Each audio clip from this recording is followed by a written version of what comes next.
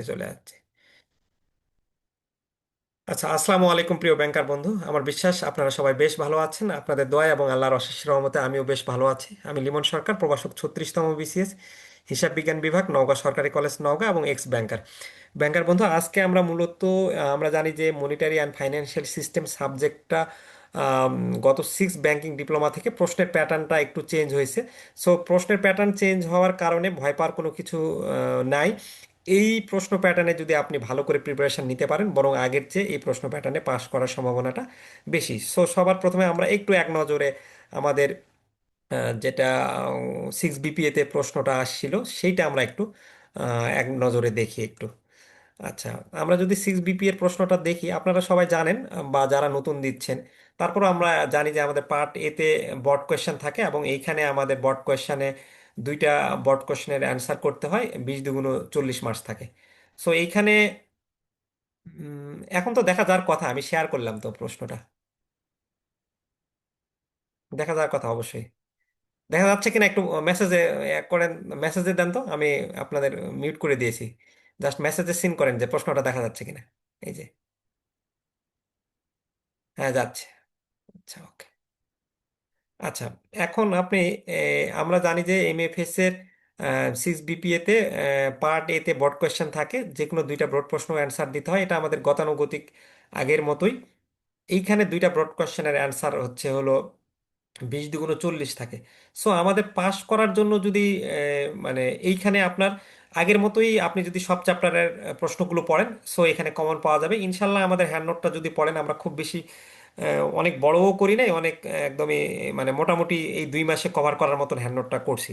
So ওইখানে যে প্রশ্নগুলো দেওয়া আছে, ওই প্রশ্নগুলো যদি আপনি মাথায় রাখতে পারেন, ইনশাল্লাহ এখানে আপনি চারটার মধ্যে দুইটা অবশ্যই কমন পাবেনই। প্রশ্নটা হয়তো বা অনেক সময় অনেক ঘুরিয়ে ফিরে আসতে পারে, বাট আপনার যদি এই যে ক্লাসটা যারা নিচ্ছেন, এই ক্লাসে যখন ডেভেলপ হয়ে যাবে এবং আপনি বইটা ভালো করে পড়বেন, তখন ইনশাল্লাহ এখান থেকে আপনি খুব ইজিলি পারবেন। কিছু কিছু সময় অনেক ইজি করে, যেমন গতবারে এখানে যেমন দুইয়ের বিটা দেখেন যে মেনশন দ্য অ্যাডভান্টেজেস এবং ডিসঅ্যাডভান্টেজেস অফ মোবাইল পেমেন্ট সিস্টেমের সুবিধা অসুবিধাগুলো কি, এটা ওই যে মডিউল বিতে আছে। Describe e money and list the popular forms of e money, এগুলো তো আমাদের খুব কমন জিনিস জানা। তারপর state and explain the functions of financial system in a modern economy, modern ইকোনমির ফাইন্যান্সিয়াল সিস্টেম সম্পর্কে ব্যাখ্যা করেন। লিস্ট কি differences between bank and NBFIs, bank এবং নন ব্যাংক ফাইন্যান্সিয়াল ইনস্টিটিউটের মধ্যে পার্থক্যগুলো কি। এটাও কমন প্রশ্নই দিয়েছে। হ্যাঁ, কিছু কিছু কমন প্রশ্ন থাকবে আর কিছু প্রশ্ন আপনার একটু দু একটা আনকমন থাকবে। তো সো আপনার তো চারটাই মেইন দরকার না, আপনার হচ্ছে দুইটা। তো এখন আগে যেটা আমরা করতাম যে কিছু অধ্যায় বাদ দিতে পারতাম, বাট এখন এই প্রশ্ন প্যাটার্নের কারণে আগে এরকমই ব্রড কোয়েশ্চেন 10টা থাকতো, যেই 10টার মধ্যে যে কোনো 5টা প্রশ্নের অ্যান্সার করতে পারতেন। তখন আমি সাজেশন করেই বলে দিতাম যে এই দুইটা চ্যাপ্টার না পড়লেও হবে আপনার। কিন্তু এখন আমাদের ওই চ্যাপ্টার বাদ দেওয়ার অপশনটা নাই। তবে আপনার ভয় পাওয়ার কারণ নেই, আমাদের বইটা তো খুব বেশি মোটা না, তো আপনি অতটুকু হজম করতে পারবেন না, এতটুকু তো আপনাকে পড়তে হবে। আর আপনার প্রথম থেকেই সাজেশন ওয়াইজই আমরা বই করে দিয়েছি, সো সাজেশন ওয়াইজই প্রথম থেকেই ফলো করে পড়বেন। ওইরকম না যে আপনার হাতেই তো মাত্র 2 মাস সময়, আপনি যদি পরীক্ষার ওই 10 দিন আগে সাজেশন নিয়ে পড়েন আর প্রথমেই এলোমেলো পড়েন যে 200 250 বা 300 পেজের, তো এত তো ব্যাংকে আপনার চাকরি করে এত কর্মব্যস্ত করে সময় থাকে না। সো প্রথম থেকেই আমাদের গোছালো ভাবে পড়তে হবে, প্রথম থেকেই ওই অপ্রাসঙ্গিক প্রশ্ন পড়ে লাভ নাই। একবার অপ্রাসঙ্গিক প্রশ্ন পড়লাম, ফের পরীক্ষার 10 15 দিন আগে আপনাকে ফের সাজেশন বিক্রি করতেছে, বলতেছে 5 6 সেট কমন দিয়ে, ফের আবার তখন সাজেশন কিনতেছি, এরকম ভাবে 2 3 বার জিনিস তো কেনার দরকার নেই। প্রথম থেকেই সাজেশন ওয়াইজ আমরা পড়বো। আচ্ছা, পার্ট বিতে mathematical problem answer any questions, এইখানে গতবার যারা আমাদের পরীক্ষা দিয়েছিল একবার হবু আমি যে অঙ্কগুলো করাইছিলাম মডিউল ইতে, ওইখান থেকে হবু কমন আসছিল। এই এই অঙ্কগুলো যারা করছে তারা কিন্তু পারছে। এই যে ইলস টু ম্যাচুরিটি, এগুলো আপনাদের বই থেকেই দিয়েছে এবং আইবিবি টেক্সট বইয়ের, এবং ওই টেক্সট বইয়ের অঙ্ক আমাদের আবার বইয়ে ছিল। যারা অঙ্কগুলো করছে তারা কিন্তু পারছে। 5-এর এ বি হবু কমন ছিল, 6-এর এও কমন ছিল সরাসরি অঙ্কটা। মোটামুটি এগুলো কিন্তু কমন ছিল গত বছর। তাহলে গত বছর যেহেতু আপনার মডিউল ই থেকে ম্যাথ দিয়েছিল, আপনার আগে তো ম্যাথটা আপনার এই পার্ট এতে থাকতো। হ্যাঁ, তো এখন পার্ট এর মধ্যে ম্যাথ নাই, পার্ট বি একটা ম্যাথমেটিক্যাল প্রবলেম করছে। সো এমএফএসেও এখন আপনার ম্যাথ থাকবেই। যে কোনো একটা ম্যাথের উত্তর হচ্ছে হলো 10 মার্কস। সো এইখানে যদি ম্যাথটা আমরা কোনোভাবে করতে পারি, তাহলে কিন্তু এখানে 10-এ 10 পেয়ে যাব। সো পাশের জন্য এটাও একটা ভালো অস্ত্র হতে পারে। তারপরেও এটা নিয়ে ভয় পাওয়ার কোনো কারণ নেই। আমরা যেই অঙ্কগুলো করাবো সেগুলোই প্র্যাকটিস করবেন। যদি মিলে যায় তো মিলে গেল, না হলে যে অঙ্ক একবারে মিললো না তাই বলে আপনার ফেল আসবে এমন না। আপনি ওভারঅল যদি পরীক্ষা দিতে পারেন তবে পাস কিন্তু তখন চলে আসবে। আর এইখানে আপনার এই 5 এবং 6 গতবারে এই দুটা এই অঙ্ক হচ্ছে মডিউল ই থেকে আসছে। তো আমরা মডিউল ই এর অঙ্ক করাবো এবার। এবার আপনাদের অঙ্ক আমার বিশ্বাস মডিউল ই থেকে ন্যারো মানি এবং ব্রড মানির অঙ্ক M1 M2 ওই চ্যাপ্টার, মানে আমরা যেটা ফার্স্ট চ্যাপ্টার বলতেছি, ওইখান থেকে অঙ্ক অবশ্যই দিবে। আমরা অঙ্কটা আমাদের সেকেন্ড ক্লাসে, আমাদের পেইড ক্লাসে অঙ্কটা কিভাবে করব সেটা আমরা আলোচনা করব। আজকে আমরা এই চ্যাপ্টারের থিওরিগুলো নিয়ে আলোচনা করব। আর ফার্স্ট চ্যাপ্টারের থিওরিও খুবই গুরুত্বপূর্ণ। ফার্স্ট চ্যাপ্টার থেকে মিনিমাম 7-8 মার্কস, কি বলে, 9-10 মার্কস থিওরি থাকেই। থিওরি থাকে এবং অঙ্ক থাকে। এই যে যেমন hottest money, discuss the quantum theory of money, it's implication and limitations, এটা কিন্তু ফার্স্ট চ্যাপ্টারের থিওরি। তাহলে এখানে কিন্তু দেখেন 10 মার্কস থিওরি আছে। তারপর এই যে বিটাও কিন্তু ফার্স্ট চ্যাপ্টারের থিওরি। সো এখানে আপনার ফার্স্ট চ্যাপ্টারে যে আমি বলি যে আগে তো ফার্স্ট চ্যাপ্টার থেকে 40 মার্কস পর্যন্ত হইতো। সো ফার্স্ট চ্যাপ্টারে যে কয়টা প্রশ্ন দেওয়া আছে এবং অঙ্ক দেওয়া আছে খুব ভালো করে পড়বেন। তাহলে ফার্স্ট চ্যাপ্টার থেকেই আপনার প্রায় 20 মার্কসের প্রশ্ন করা হয়েছিল। এবং শর্ট কোয়েশ্চেন ডিফারেন্সে গিয়েও ফার্স্ট চ্যাপ্টার থেকে করছি, হ্যাঁ। আহ, আর এটা তো পার্ট সি প্রবলেম সলভিং। এটা যে 7 নম্বরে যে ইভেন্ট কেস স্টাডিটা দিয়েছে, এই কেস স্টাডিটাও আপনার ফার্স্ট চ্যাপ্টারের সাথে M1 এবং M2 মানির সাথে সম্পর্কিত এবং সাথে ইনফ্লেশন রিলেটেড সম্পর্কিত। এই কেস স্টাডিটা আজকে আমরা সলভ করব, সমস্যা নেই, আপনারা টেনশন নিয়েন না। এই কেস স্টাডিটা আমরা আমাদের যেহেতু চ্যাপ্টার 1-এর সাথে সম্পর্কিত, এই জন্য আমরা আমাদের বইয়ের চ্যাপ্টার 1-এ দিয়েছি এটা, হ্যাঁ। আর আপনি এখন এই যে পার্ট ডি যেটা ডিফারেন্স, হ্যাঁ, এই ডিফারেন্স আপনারা জানেন যে এখন 10টা ডিফারেন্সের মধ্যে 5টা ডিফারেন্সের অ্যান্সার করতে হয় 2 মার্কস। এই ডিফারেন্সটা কিন্তু হুবহু কমন পাওয়া যায়, হ্যাঁ, 10টার মধ্যে 5টা কমন পাওয়া যাবে ভালো করে পড়লে। আর এই ডিফারেন্স এখন আগের মতন আপনারা 5টা করে ডিফারেন্স পড়ার দরকার নেই। ডিফারেন্স জাস্ট 2টা করে লিখলেই কিন্তু এনাফ। 2টা করে লিখলেই আপনি আহ, আপনার একটা যদি টু দ্য পয়েন্টে লেখেন একেবারে অঙ্কের মতো মার্কস পাবেন, হ্যাঁ। এখানে যেমন কমন কিছু কিছু বিষয় ছিল, এই হাইপার ইনফ্লেশন, স্ট্যাগফ্লেশন, এটা একটু জটিল করছে। কারেন্ট অ্যাকাউন্ট, ক্যাপিটাল অ্যাকাউন্ট, এটা আমাদের এই রিলেটেড পড়া না, তারপরেও দিছে। কিন্তু এই যে ক্রেডিট কার্ড, ডেবিট কার্ড, এটা কিন্তু এমএফএস এর পড়া। এটা credit card, debit card MFS এর না হলেও আপনারা এগুলো নিয়ে কাজ করেন সবসময় কিন্তু পারবেন। তারপর money market versus capital market, এটাও এমএফএস এর একবার হুবহু প্রশ্ন আছে, এটা আমাদের বইয়ে আছে, এটাও আছে, এই দুইটাই আছে। মোবাইল ব্যাংকিং, ইন্টারনেট ব্যাংকিং, এটাও আছে কিন্তু। এনপিএসবি, বিএফটিএন, এটা হুবহু আমাদের বইয়ে আছে। তাহলে এই 1 2 3 4 যারা গত বছর নিয়েছেন এবং স্টক এবং বন্ড এটাও পড়ছেন, তাহলে একবারে 5টা কিন্তু কমন পাইছিলেন, মানে যারা A to Z পড়ছেন এবং ক্লাসটা নিয়েছিলেন, হ্যাঁ। তো সো তারপর বাকি 10টার মধ্যে হয়তো বা 3 4টা আপনার আনকমন থাকবে। বাট আপনি যদি ডিফারেন্স সেকশনটা দেখেন আমাদের হ্যান্ড নোটের, ভালো করে ইনশাল্লাহ এখানে কমন পেয়ে যাবেন। এবং এটা ভালো করে লিখতে পারলে এখানে কিন্তু 10-এর মধ্যে 7 8 পর্যন্ত মার্কস পাবেন। আর শর্ট কোয়েশনে 20, আমি বলি যে এই শর্ট কোয়েশন এবং ডিফারেন্সটা খুব ভালো করে দেওয়ার চেষ্টা করবেন। এই 20 10 30 থেকে আপনি মিনিমাম কিন্তু ভালো লিখতে পারলে 20 25 ইজিলি পারবেন।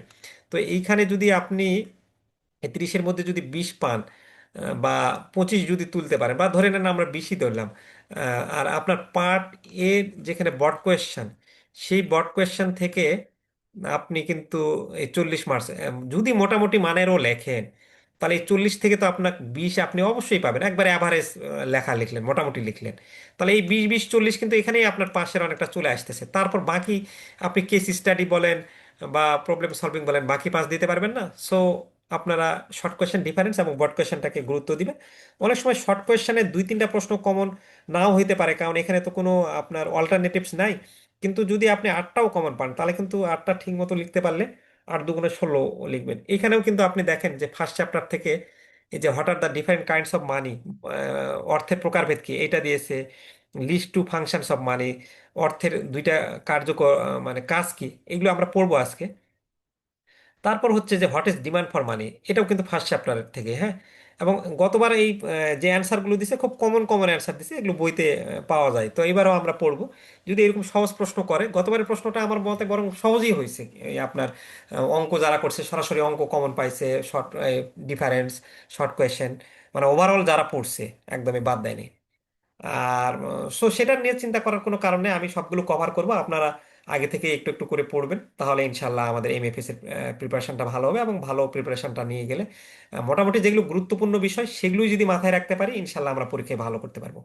এত হাজার হাজার পড়া টপিকস পড়ার দরকার নেই। সো ফার্স্ট চ্যাপ্টারটা সবসময় আমি বলি খুবই গুরুত্বপূর্ণ, ফার্স্ট চ্যাপ্টারটা আপনারা সবাই খুব ভালো করে পড়বেন।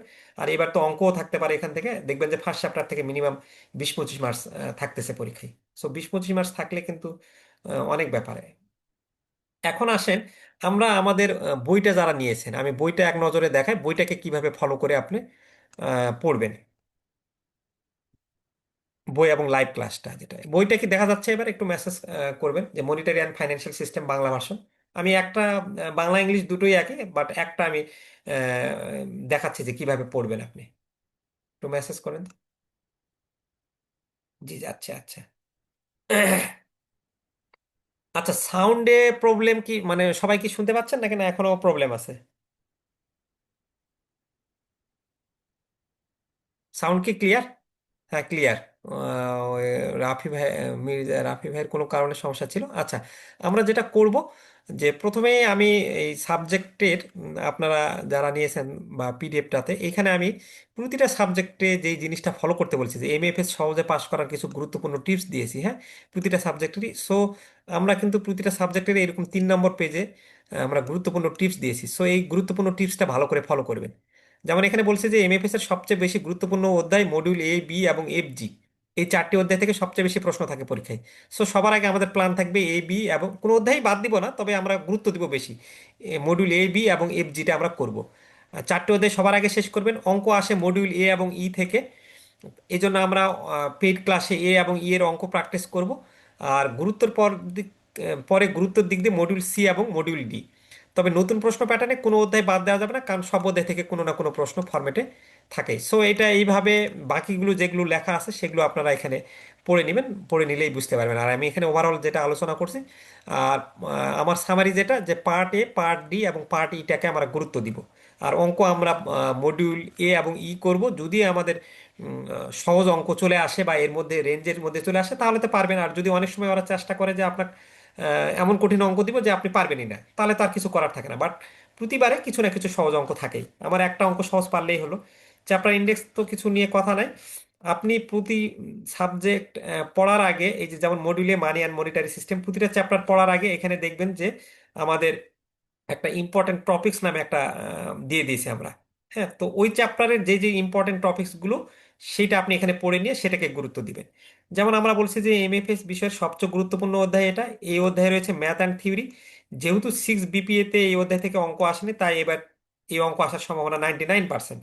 আমরা যে অঙ্কগুলো হ্যান্ড নোটে দিয়েছি গুরুত্ব সহকারে পড়তে হবে। আর গুরুত্বপূর্ণ টপিকস হচ্ছে এবার আমাদের function of money, demand for মানি। এই ডিমান্ড ফর মানি থেকে প্রতি বছরই কোনো না কোনো প্রশ্ন আসেই। তারপর মানি ক্রিয়েশন এবং মানি সাপ্লাই। আমরা খুব বেশি প্রশ্ন ধরি নাই, যেই কয়টা প্রশ্ন ধরছি সেই কয়টা প্রশ্ন, প্রত্যেকটা প্রশ্ন। আর এই টপিকস থেকে যে কোনো ফরম্যাটেই হোক প্রশ্ন থাকবেই। আমরা যে কয়টা প্রশ্ন দিছি প্রত্যেকটা প্রশ্নই ভালো করে পড়বেন, কারণ হচ্ছে যে আমরা ওইরকম মেন্টর বা ওইরকম আরো কি স্মার্ট আছে ওদের মতন এই গাদা গাদা। যেমন এই চ্যাপ্টারে আমরা 23টা প্রশ্ন ধরছি, কারো কারো এরকমও আছে যে 40টা 50টা পর্যন্ত প্রশ্ন ধরছে। তা আপনি ব্যাংকে জব করে 40-50টা প্রশ্ন পড়ার সময় নাই আপনার।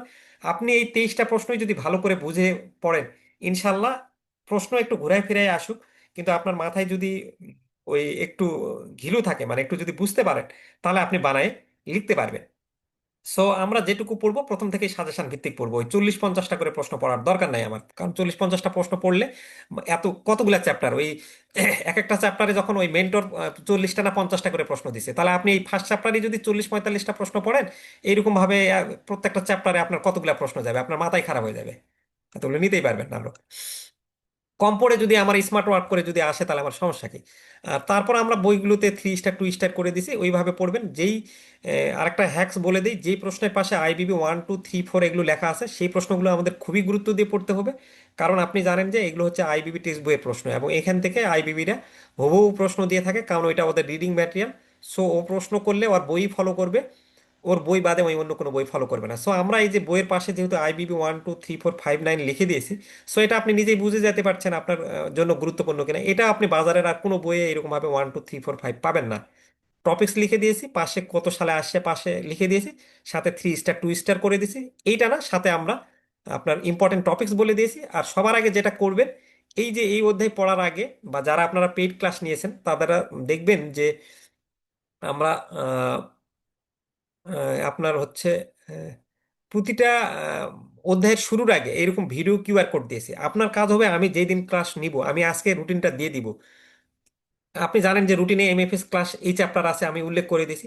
অবশ্যই অবশ্যই আপনারা যারা পেইড ক্লাস নিয়েছেন তখন ওই চ্যাপ্টারের বইয়ে গিয়ে আমার কিউআর কোড আছে, কিউআর কোড স্ক্যান করে আমাদের ফেসবুক গ্রুপে যারা অলরেডি মানে আপনারা জয়েন হয়ে গেছে, পেইড ক্লাস নিয়েছেন এবং ফেসবুক গ্রুপে জয়েন করছেন, তারা কিউআর কোড স্ক্যান করলেই ক্লাসটা পাবেন। আর যারা ক্লাস নেন নাই বাট হ্যান্ডনোটটা ফলো করবেন, তারা প্রথম দুইটা অধ্যায়ের ক্লাস আমরা ফ্রি দিয়ে দিছি, আপনি কিউআর কোড স্ক্যান করলেই ক্লাসটা চলে আসবে। আপনার কাজ হবে আগে আমি যেদিন ক্লাসটা নিব তার আগেই আপনি ভিডিও রেকর্ডেড ক্লাসটা দেখে নেবেন। তার ফলে যেটা হবে, আমি যখন লাইভ ক্লাসে ওই জিনিসটা আলোচনা করব, তারপর আপনার দ্বিতীয়বার রিভিশন হয়ে যাবে। বা আগে থেকেই আপনার কোনো সমস্যা থাকলে আপনি প্রশ্নটা নোট ডাউন করে থাকবেন, আপনার মাথায় আছে যে স্যার লাইভ ক্লাস নেবে, তখন আমি ওই লাইভ ক্লাসে স্যারকে জিজ্ঞেস করে নিব। আপনি সঙ্গে সঙ্গে আপনি যদি আগের দিন ক্লাসটা দেখেন, তাহলে আমি যখন সঙ্গে সঙ্গে আলোচনা করব আপনার কোনো কনফিউশন থাকবে না। বা আপনার আমার ওই ক্লাসের আশায় বসে থাকতে হবে না। আপনার রাত 10টায় পড়ার ইচ্ছা হলো, আপনি কিউআর কোড স্ক্যান করে ক্লাসটা দেখে নিলেন। এটা গতবার ছিল না, আমরা এই প্রথম এইবার করলাম। এটা করতে গিয়ে আমাদের হিউজ সময় লাগছে, কিন্তু আমি তারপরও ভাবছি যে আপনারা যারা পেইড ক্লাস নেবেন বা ফ্রি ক্লাস আমাদের বই নেবেন, তারা যেন এই সুবিধাটা পান। এই জন্য প্রতিটা চ্যাপ্টারে এরকম ভাবে আমরা কিউআর কোড করে দিয়েছি। তো আমার পরামর্শ থাকবে, দয়া করে প্লিজ আমরা যেদিন যেই ক্লাস নিব সেই চ্যাপ্টারের ভিডিওটা আপনারা দেখে নেবেন। এই যে যেমন মডিউল বির আপনারা হ্যান্ড নিলে মডিউল বির এই ক্লাসটা কিন্তু ফ্রিতে দেখতে পারবেন, এবং পাশে কিউআর কোড দিয়েছি। আহ, এটা তো দেখতে পারবেন। তার এটা যেদিন ক্লাস নিব সেদিন তখন আগে দেখে নেবেন এরভাবে। তারপর দেখা যাচ্ছে যে আমরা যদি সাপোজ মডিউল সিতে যাই আমরা, তাহলে এই যে সি এর আমরা কিন্তু কিউআর কোড দিয়েছি। সো এই কিউআর কোডটা স্ক্যান করে আপনি মডিউল সির ক্লাসটা দেখে নেবেন। প্রথমে গুরুত্বপূর্ণ টপিকস বলে দিয়েছি, এইভাবে দেখবেন। এইভাবে প্রতিটা দেখবেন। আর আমরা একটা গুগল ড্রাইভ ম্যাটেরিয়াল দিয়েছি, আমরা পরীক্ষার আগ পর্যন্ত যদি দেখা যায় যে আমাকে আরো কুইজ টুইজ দেওয়া লাগতেছে আপনার হেল্প করার জন্য, আগে এগুলো কমপ্লিট করবেন। তারপর দেন দরকার হলে আমরা সেই কুইজের গুলোও আপনাদের দিয়ে দিব আলাদাভাবে গুগল ড্রাইভ লিঙ্কে।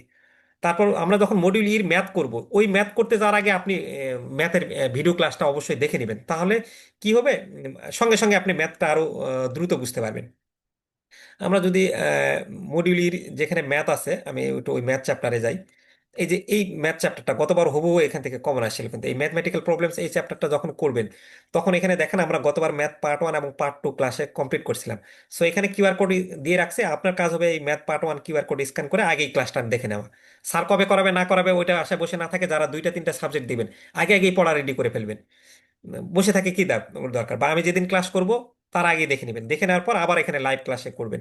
তাহলে আপনার ওই একদিনই ক্লাসটা পুরোপুরি মুখস্থ হয়ে যাবে। সো এখন আমরা সরাসরি ফার্স্ট চ্যাপ্টারের স্লাইডে চলে যাব আমাদের পড়াতে। আর এইখানে আমি আরেকটু আপনাদের সাথে খালি লাস্ট একটু শেয়ার করি। এখানে আমাদের সেমিনার কি বলে রুটিনটা একটু চেঞ্জ হয়েছে। আহ, এই রুটিনে আমরা কালকে যে সেমিনারটা দেওয়ার কথা ছিল, এই সেমিনারটা আমরা 6 তারিখে নিয়ে গেছি। 6 তারিখে আপনার 8টা থেকে 9:30 হবে। এখানে একটু ভুল করছি, এটা আমি ঠিক করে দেবনি। ব্যাংকিং ডিপ্লোমা পাশ করার সহজ উপায় ও কৌশল, ওভারঅল আমরা জিনিসগুলো নিয়ে আলোচনা করব। আর যাদের আপনাদের হিসাব বিজ্ঞান আছে, বেসিক অ্যাকাউন্টিং নিয়ে আমরা একটা সেমিনার করব 6 তারিখে রাত 10টায়। এটা করে নেবেন। আর যারা আমরা চিন্তা ভাবনা করতেছি যে আমাদের বই নিয়েছেন, আপনি কোনো কারণে হয়তো বা মনে করতেছেন যে পেইড ক্লাসটা নেবেন না, একা একাই পারবেন, সেক্ষেত্রে আমাদের যে ফ্রি ক্লাসগুলো আছে, বা নাও নিয়ে থাকেন, আমাদের পিডিএফ নিয়ে এই যে ফ্রি ক্লাসগুলো আপনারা অবশ্যই করবেন, ইনশাল্লাহ আপনাদের অনেক কাজে দেবে। ফেব্রুয়ারির 1 তারিখ, 4 তারিখ, তারপর এই যে দেখেন যে ফেব্রুয়ারির 13 তারিখ, 14 তারিখ, এগুলো আমাদের ফ্রি ক্লাসের রুটিন দেওয়া আছে, এটা আমরা দিয়ে দিব, আপনারা এটা দেখে নেবেন। আর সেই সাথে আমি এই পিডিএফটাতে আপনারা পিডিএফটা দিয়ে দিয়ে দেবনি, এই পিডিএফে আপনারা একটা গুগল ড্রাইভ লিঙ্ক পাবেন। এই গুগল ড্রাইভ লিঙ্কে আমাদের সকল ধরনের পিডিএফ, এবং আপনারা জানেন যে যেহেতু সপ্তম ব্যাংকিং ষষ্ঠ ব্যাংকিং ডিপ্লোমা থেকে প্রশ্ন প্যাটার্ন চেঞ্জ হয়েছে, সো ষষ্ঠ ব্যাংকিং ডিপ্লোমার প্রশ্নটা ভালো করে অ্যানালাইসিস করা দরকার বা দেখা দরকার। এই জন্য যদি কারো কাছে প্রশ্ন না থাকে, তাহলে এই গুগল ড্রাইভ লিঙ্কে ক্লিক করলে এখানে আমাদের ষষ্ঠ ব্যাংকিং ডিপ্লোমার সব প্রশ্নগুলো পেয়ে যাবেন, এখান থেকে দেখে নেবেন। এছাড়াও এখানেও আমরা ক্লাসের লিঙ্ক দিয়ে দিয়েছি আমাদের ফ্রি ক্লাসে। এখন অনেক কথা হয়েছে, চলেন আমরা স্লাইডে চলে যাই আমাদের মূল পড়ায়। আমরা যে থিওরিগুলো আলোচনা করব, যে এই থিওরিগুলো আসবেই পরীক্ষাতে সেই রকম। আর দেন তারপর সবার শেষে আমরা আজকের ক্লাসে ওই কেস স্টাডিটা আলোচনা করব। এবং থিওরি পড়া হয়ে গেলে শর্ট কোয়েশ্চেন এবং ডিফারেন্স হয়ে যাবে, আমি একটু তাও দেখাই দেবো নি আপনাদের। আচ্ছা, আমরা চলে আসছি।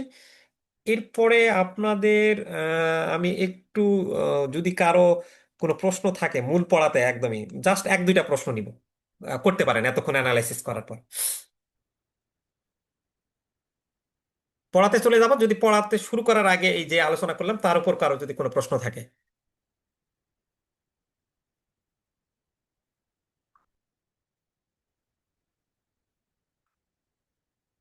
আচ্ছা, কারো কোনো প্রশ্ন নাই বা প্রশ্ন যদি থাকে তাহলে মেসেজও দিতে পারেন। আচ্ছা। আচ্ছা, তাহলে আমি শুরু করতেছি, হ্যাঁ, পড়া।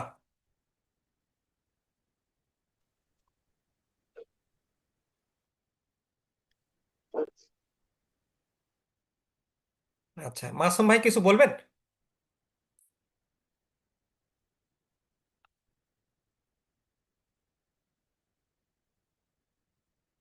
আচ্ছা, ওকে, আমরা কারো কোনো প্রশ্ন নেই, আমরা আলোচনাতে চলে যাই। আচ্ছা, এখানে আমি পড়া চলাকালীন সময় কোনো টপিকস যদি আপনারা বুঝতে না পান, হ্যাঁ, হ্যান্ড রেইজ করতে পারেন বা মেসেজ দিতে পারেন। আর এখন আমি সবাইকে আনমিউট করে দিচ্ছি, না হলে এলোমেলো হয়ে যেতে পারে। বাট যখন আমি শুরু করব, কোনো কোনো বিষয় নিয়ে সমস্যা থাকলে সঙ্গে সঙ্গে মেসেজ দিয়ে।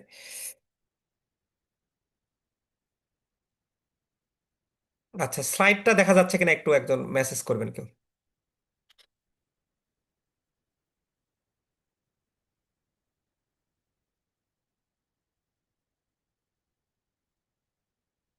আচ্ছা, ওকে। আচ্ছা, আমরা হচ্ছে জেবিবির মনিটারি অ্যান্ড ফাইন্যান্সিয়াল সিস্টেমের মডিউলের মানি অ্যান্ড মনিটারি সিস্টেম নিয়ে আলোচনা করব। এইখানে আমাদের ফার্স্ট চ্যাপ্টারের যে সিলেবাসটা সেটা কনসেপ্ট অ্যান্ড ফাংশনস অফ মানি, মানির ফাংশনগুলো আমরা ভালো করে পড়বো। কাইন্ডস অফ মানি, যদিও এটা গতবার আসছে। ডিমান্ড ফর মানি এই চ্যাপ্টারে সবচেয়ে গুরুত্বপূর্ণ, আমরা বললাম এই ডিমান্ড ফর মানি খুব ভালো করে পড়বো আমরা। Measures of money supply, money supply থেকে প্রতি বছর ন্যারো মানি এবং ব্রড মানি থেকে প্রশ্ন আসে। এবার এই ন্যারো মানি বা ব্রড মানি থেকে এবার প্রশ্ন আসবেই, দেখবেন যে হয়তো বা ডিফারেন্স দিছে বা কোনো না কোনো ফরম্যাটে দিছে। তারপর constitutes of monetary system, monetary system কিভাবে গঠিত হয়, central bank and commercial banks এবং মানি ক্রিয়েশনটা আমরা ভালো করে পড়বো। তো প্রথমেই আমরা যাই যে আমাদের সবার প্রথমে যে প্রশ্নটা, আহ, যদিও এটা এই যে ফাংশন সব মানি আসছে, কিন্তু তারপর আমরা পড়বো, কারণ শর্ট কোয়েশ্চেন হোক ডিফারেন্স হোক, এটা তো আসতে পারে। মাত্র যে এই প্রশ্ন কয়েকটা আলোচনা দিয়েছি আমরা। অর্থ বা মুদ্রা কি, অর্থের কাজগুলো কি সেটা আলোচনা করো। প্রথম ফার্স্ট চ্যাপ্টারে আমাদের বলা আছে আমাদের অর্থ বা মুদ্রা হচ্ছে যে এমন একটা জিনিস যেটা আমরা বলি যে বিনিময়ের মাধ্যম, যেটা হচ্ছে সবার কাছে গ্রহণযোগ্য। এবং এই মুদ্রা দিয়ে আপনি কি করেন, হয়তোবা বাজারে গেলেন, বাজারে গিয়ে কিন্তু আপনি বিনিময় কি, এই টাকা দিয়ে কাপড় কিনতেছেন বা এই টাকা দিয়ে কেউ ফল কিনতেছে বা একটা বিনিময়ের কি মাধ্যম হচ্ছে। তাহলে সহজ কথায় যে অর্থ বা মুদ্রা হচ্ছে আপনার একটা বিনিময়ের মাধ্যম, এবং এটা হবে সবার কাছে গ্রহণযোগ্য হবে। এবং এই মুদ্রার এক এক দেশে এক এক রকম নাম। আচ্ছা, এই আহ, বিনিময়ের মাধ্যম হিসেবে অর্থ কাজ করে। আমরা জানি যে অর্থর নিজের কোনো উপযোগ নাই, মানে উপযোগ মানে কি, অভাব পূরণ করার ক্ষমতা। আপনার কাছে যদি শুধু অর্থ থাকে, এই অর্থ দিয়ে কি আপনার কোনো অভাব, তৃষ্ণা বা ক্ষুধা এগুলো কোনো কিছু মিটবে? সঙ্গে সঙ্গে নাই, কিন্তু বাট ওইটা হচ্ছে ওই অর্থ দিয়ে আপনি যখন কোনো কিছু একটা কিনতেছেন, সেইটা আপনার অভাব বা পূরণ ক্ষমতা মেটাচ্ছে। সেটা আপনি বিনিময়, আহ, ওই যার কাছে কলা নিচ্ছেন আপনি তার কাছ থেকে কি করতেছেন, আহ, কলা নিচ্ছেন, বিনিময় হিসেবে আপনি তাকে টাকা দিচ্ছেন। তাহলে এইভাবে বিনিময়ের মাধ্যম হিসেবে এটা কাজ করে। এই যে আমাদের কাছে যদি অর্থ থাকে, তাহলে এই অর্থ দিয়ে আমরা বিনিময়ের মাধ্যম হিসেবে অর্থ দিচ্ছি। তার মাধ্যমে আমরা বার্গার বলেন বা সস বলেন সেগুলো পাচ্ছি। একটা ছবি দিয়েছি আমরা এখানে। আচ্ছা, মূল্যের সংরক্ষক হিসেবে কাজ করে স্টোর অফ ভ্যালু। মানে অর্থটা কি আপনার, আমরা বলি না যে এই জিনিসটা এটা স্টোর করে রাখছে, তো অর্থতে মূল্য স্টোর থাকে কিভাবে? এই যে মূল্যটা স্টোর আছে বলেই আপনি এক মাস পরে অর্থ দিয়ে কিন্তু আপনার যে কোনো জিনিস আপনি কিনতে পারতেছেন, বা আপনার ভ্যালুটা আছে বলেই সেটা দিয়ে কিন্তু আপনার অভাব মেটাতে পারতেছেন কিনে। যে মূল্যের সংরক্ষক হিসেবে কাজ করে এবং ক্রয় ক্ষমতার আকারে ভবিষ্যতের জন্য অর্থ ধরে রাখা সম্ভব হয়, অর্থাৎ পারচেজিং পাওয়ার আকারে এটা আপনি এটা ধরে রাখতে পারেন আর কি। এই যে যদি আপনার কাছে টাকা থাকে, তাহলে এই টাকা দিয়ে আপনি হয়তোবা ফ্ল্যাট বলেন বা অন্য কোনো কিছু কিনতে পারেন এইভাবে। আচ্ছা, হিসাবের একক বা মূল্যের পরিমাপ একক, যেটাকে আমরা বলি যে ইউনিট অফ অ্যাকাউন্ট, হ্যাঁ। ইউনিট অফ অ্যাকাউন্ট বলতে কি বোঝায়, যে আপনি ধরে নেন যে তেল আমরা যে মাপি, তেলের একক কি, লিটার না? তারপর আমরা কোনো দ্রব্য মাপতেছি, সেটার কি একক, কেজি, এরকম ভাবে বিভিন্ন থাকে। তো আপনি যদি হিসাব নিকাশ করতে যান, তাহলে যদি অর্থ না থাকতো, টাকা না থাকতো, তাহলে কিন্তু আপনি কোনো হিসাব নিকাশই করতে পারতেন না, কোনো আয় ব্যয় করতে পারতেন না। তাহলে একটা হিসাবের একক হিসেবে কাজ করে কি, বা মূল্যের পরিমাপক হিসেবে কাজ করে আপনার এই অর্থ। যে অর্থ দ্রব্যমূল্যের পরিমাপক বা হিসাবের একক হিসেবে কাজ করে। অর্থনীতিতে প্রতিদিনের কাজকর্ম, পণ্যের মূল্য, ব্যয়, আয় ইত্যাদি পরিমাপের জন্য সাধারণ পরিমাপক দরকার, যা অর্থ পূরণ করে। এই যে হিসাব নিকাশ, আমি যদি কোনো কিছু মিলাতে, মানে আমার কত আয় হয়েছে ব্যয় হয়েছে, সেটা যদি অর্থ না থাকতো, এটা যদি একক হিসেবে না কাজ করতো, তাহলে তো আমরা মিলাইতে পারতাম না কোনো জিনিসকে। টাকার অঙ্কে আমরা কি করি, আয় ব্যয়গুলো লিখি না? আচ্ছা, মূল্য স্থানান্তর, ট্রান্সফার অফ ভ্যালু, এটার উদাহরণ আপনি খুব বিকাশের উদাহরণটা বলতে পারেন, যে আপনি এখান থেকে টাকাটা দিচ্ছেন, ঢাকা থেকে চিটাগংয়ে টাকাটা পাঠিয়ে দিচ্ছেন। সো এইরকম ভাবে আপনি কিন্তু অর্থের আকারে প্রদত্ত মূল্য অন্য জায়গায় কিন্তু স্থানান্তর করতে পারবেন। এই যে আমরা বিকাশের মাধ্যমে টাকা ট্রান্সফার করতে পারি, একটা ছবি দেখছি। আচ্ছা, আন্তর্জাতিক লেনদেনের বিনিময়ের উপায় হিসেবে অর্থ কাজ করে। সো এই ছিল আমাদের অর্থ কাকে বলে এবং অর্থের কাজগুলো কি কি। আচ্ছা, অর্থের ইউনিট অফ অ্যাকাউন্ট ফাংশন কেন অর্থনীতির পরিচালনার জন্য গুরুত্বপূর্ণ, এটা আইবিবি টেক্সট বইয়ের 1 নাম্বার প্রশ্ন। আমরা আহ, এই যে ইউনিট মানে এই এককটা থাকার ফলে আমার কি সুবিধা হবে, তাহলে এককটা থাকার ফলে আমি কি করতে পারি, খুব সহজেই কিন্তু দামের তুলনা করতে পারি, যে দামটা বেশি না কম। আমি সেম জিনিস হয়তোবা এক দোকানে পাচ্ছি 200, আর একটা জায়গায় 230, তাহলে এই যে টাকার কারণেই তো আমি দামেরটা তুলনা করতে পারতেছি। আচ্ছা, টাকা দিয়ে আমরা এরকম ভাবে, যেমন দেখেন যে থাকলে আমরা একটা দ্রব্য আর একটা দ্রব্যকে তুলনা করতে পারি। আচ্ছা, এলিমিনেটস এক্সচেঞ্জ প্রবলেম, বিনিময়ের সমস্যাটা দূর করে। আপনার অর্থ যখন ছিল না, তখন কিন্তু কি করতো, যে মাছ, একটা জেলে মাছ মারছে, মাছ মারার পর সে গিয়ে তার দরকার চাল, তখন চাউলালাকে গিয়ে বলতেছে, ভাই আহ, আমি মাছ দিচ্ছি, তার বিনিময়ে তুমি আমাকে চাল দাও।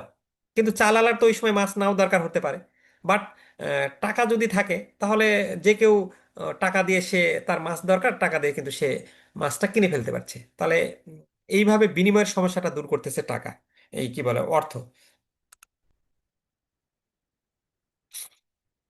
সাপোর্টস রেকর্ড কিপিংস অ্যান্ড অ্যাকাউন্টস, অর্থটা থাকলে, ওই যে অ্যাকাউন্ট থাকলে আপনার হিসাব নিকাশ রাখতে সহায়তা করতেছে, আয় ব্যয় করতে আপনার সুবিধা হবে।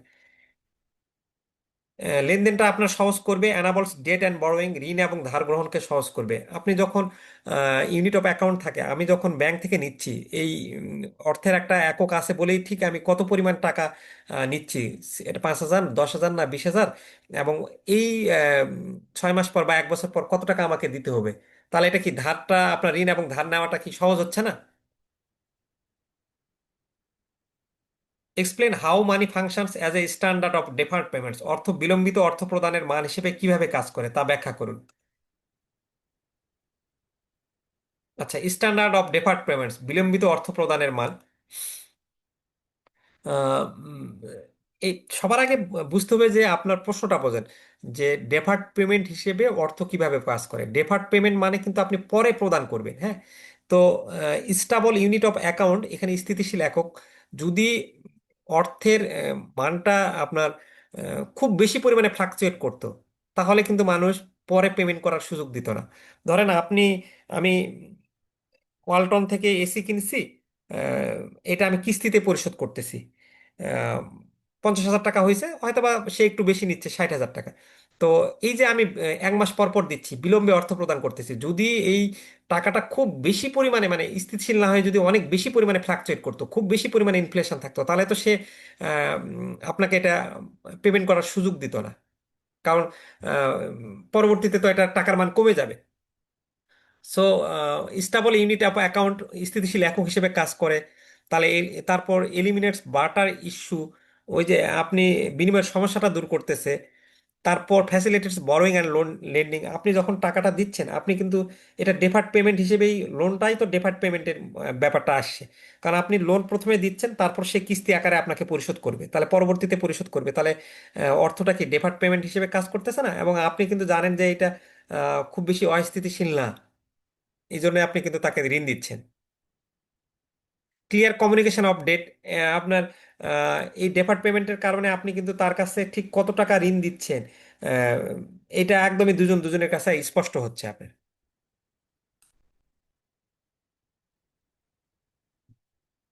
আচ্ছা, এরপরে আমাদের 4 নম্বর যে প্রশ্নটা, explain how many money functions as a store of value, মানিটা কিভাবে স্টোর অফ ভ্যালু হিসেবে কাজ করে সেটা আমাদের বলছে আর কি।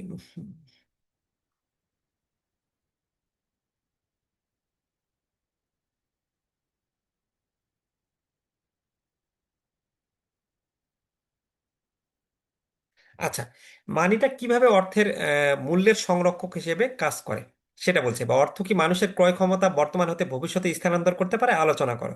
তো হ্যাঁ, মানিটা তো, অর্থটা তো অবশ্যই আপনার মূল্যের সংরক্ষক হিসেবে কাজ করে।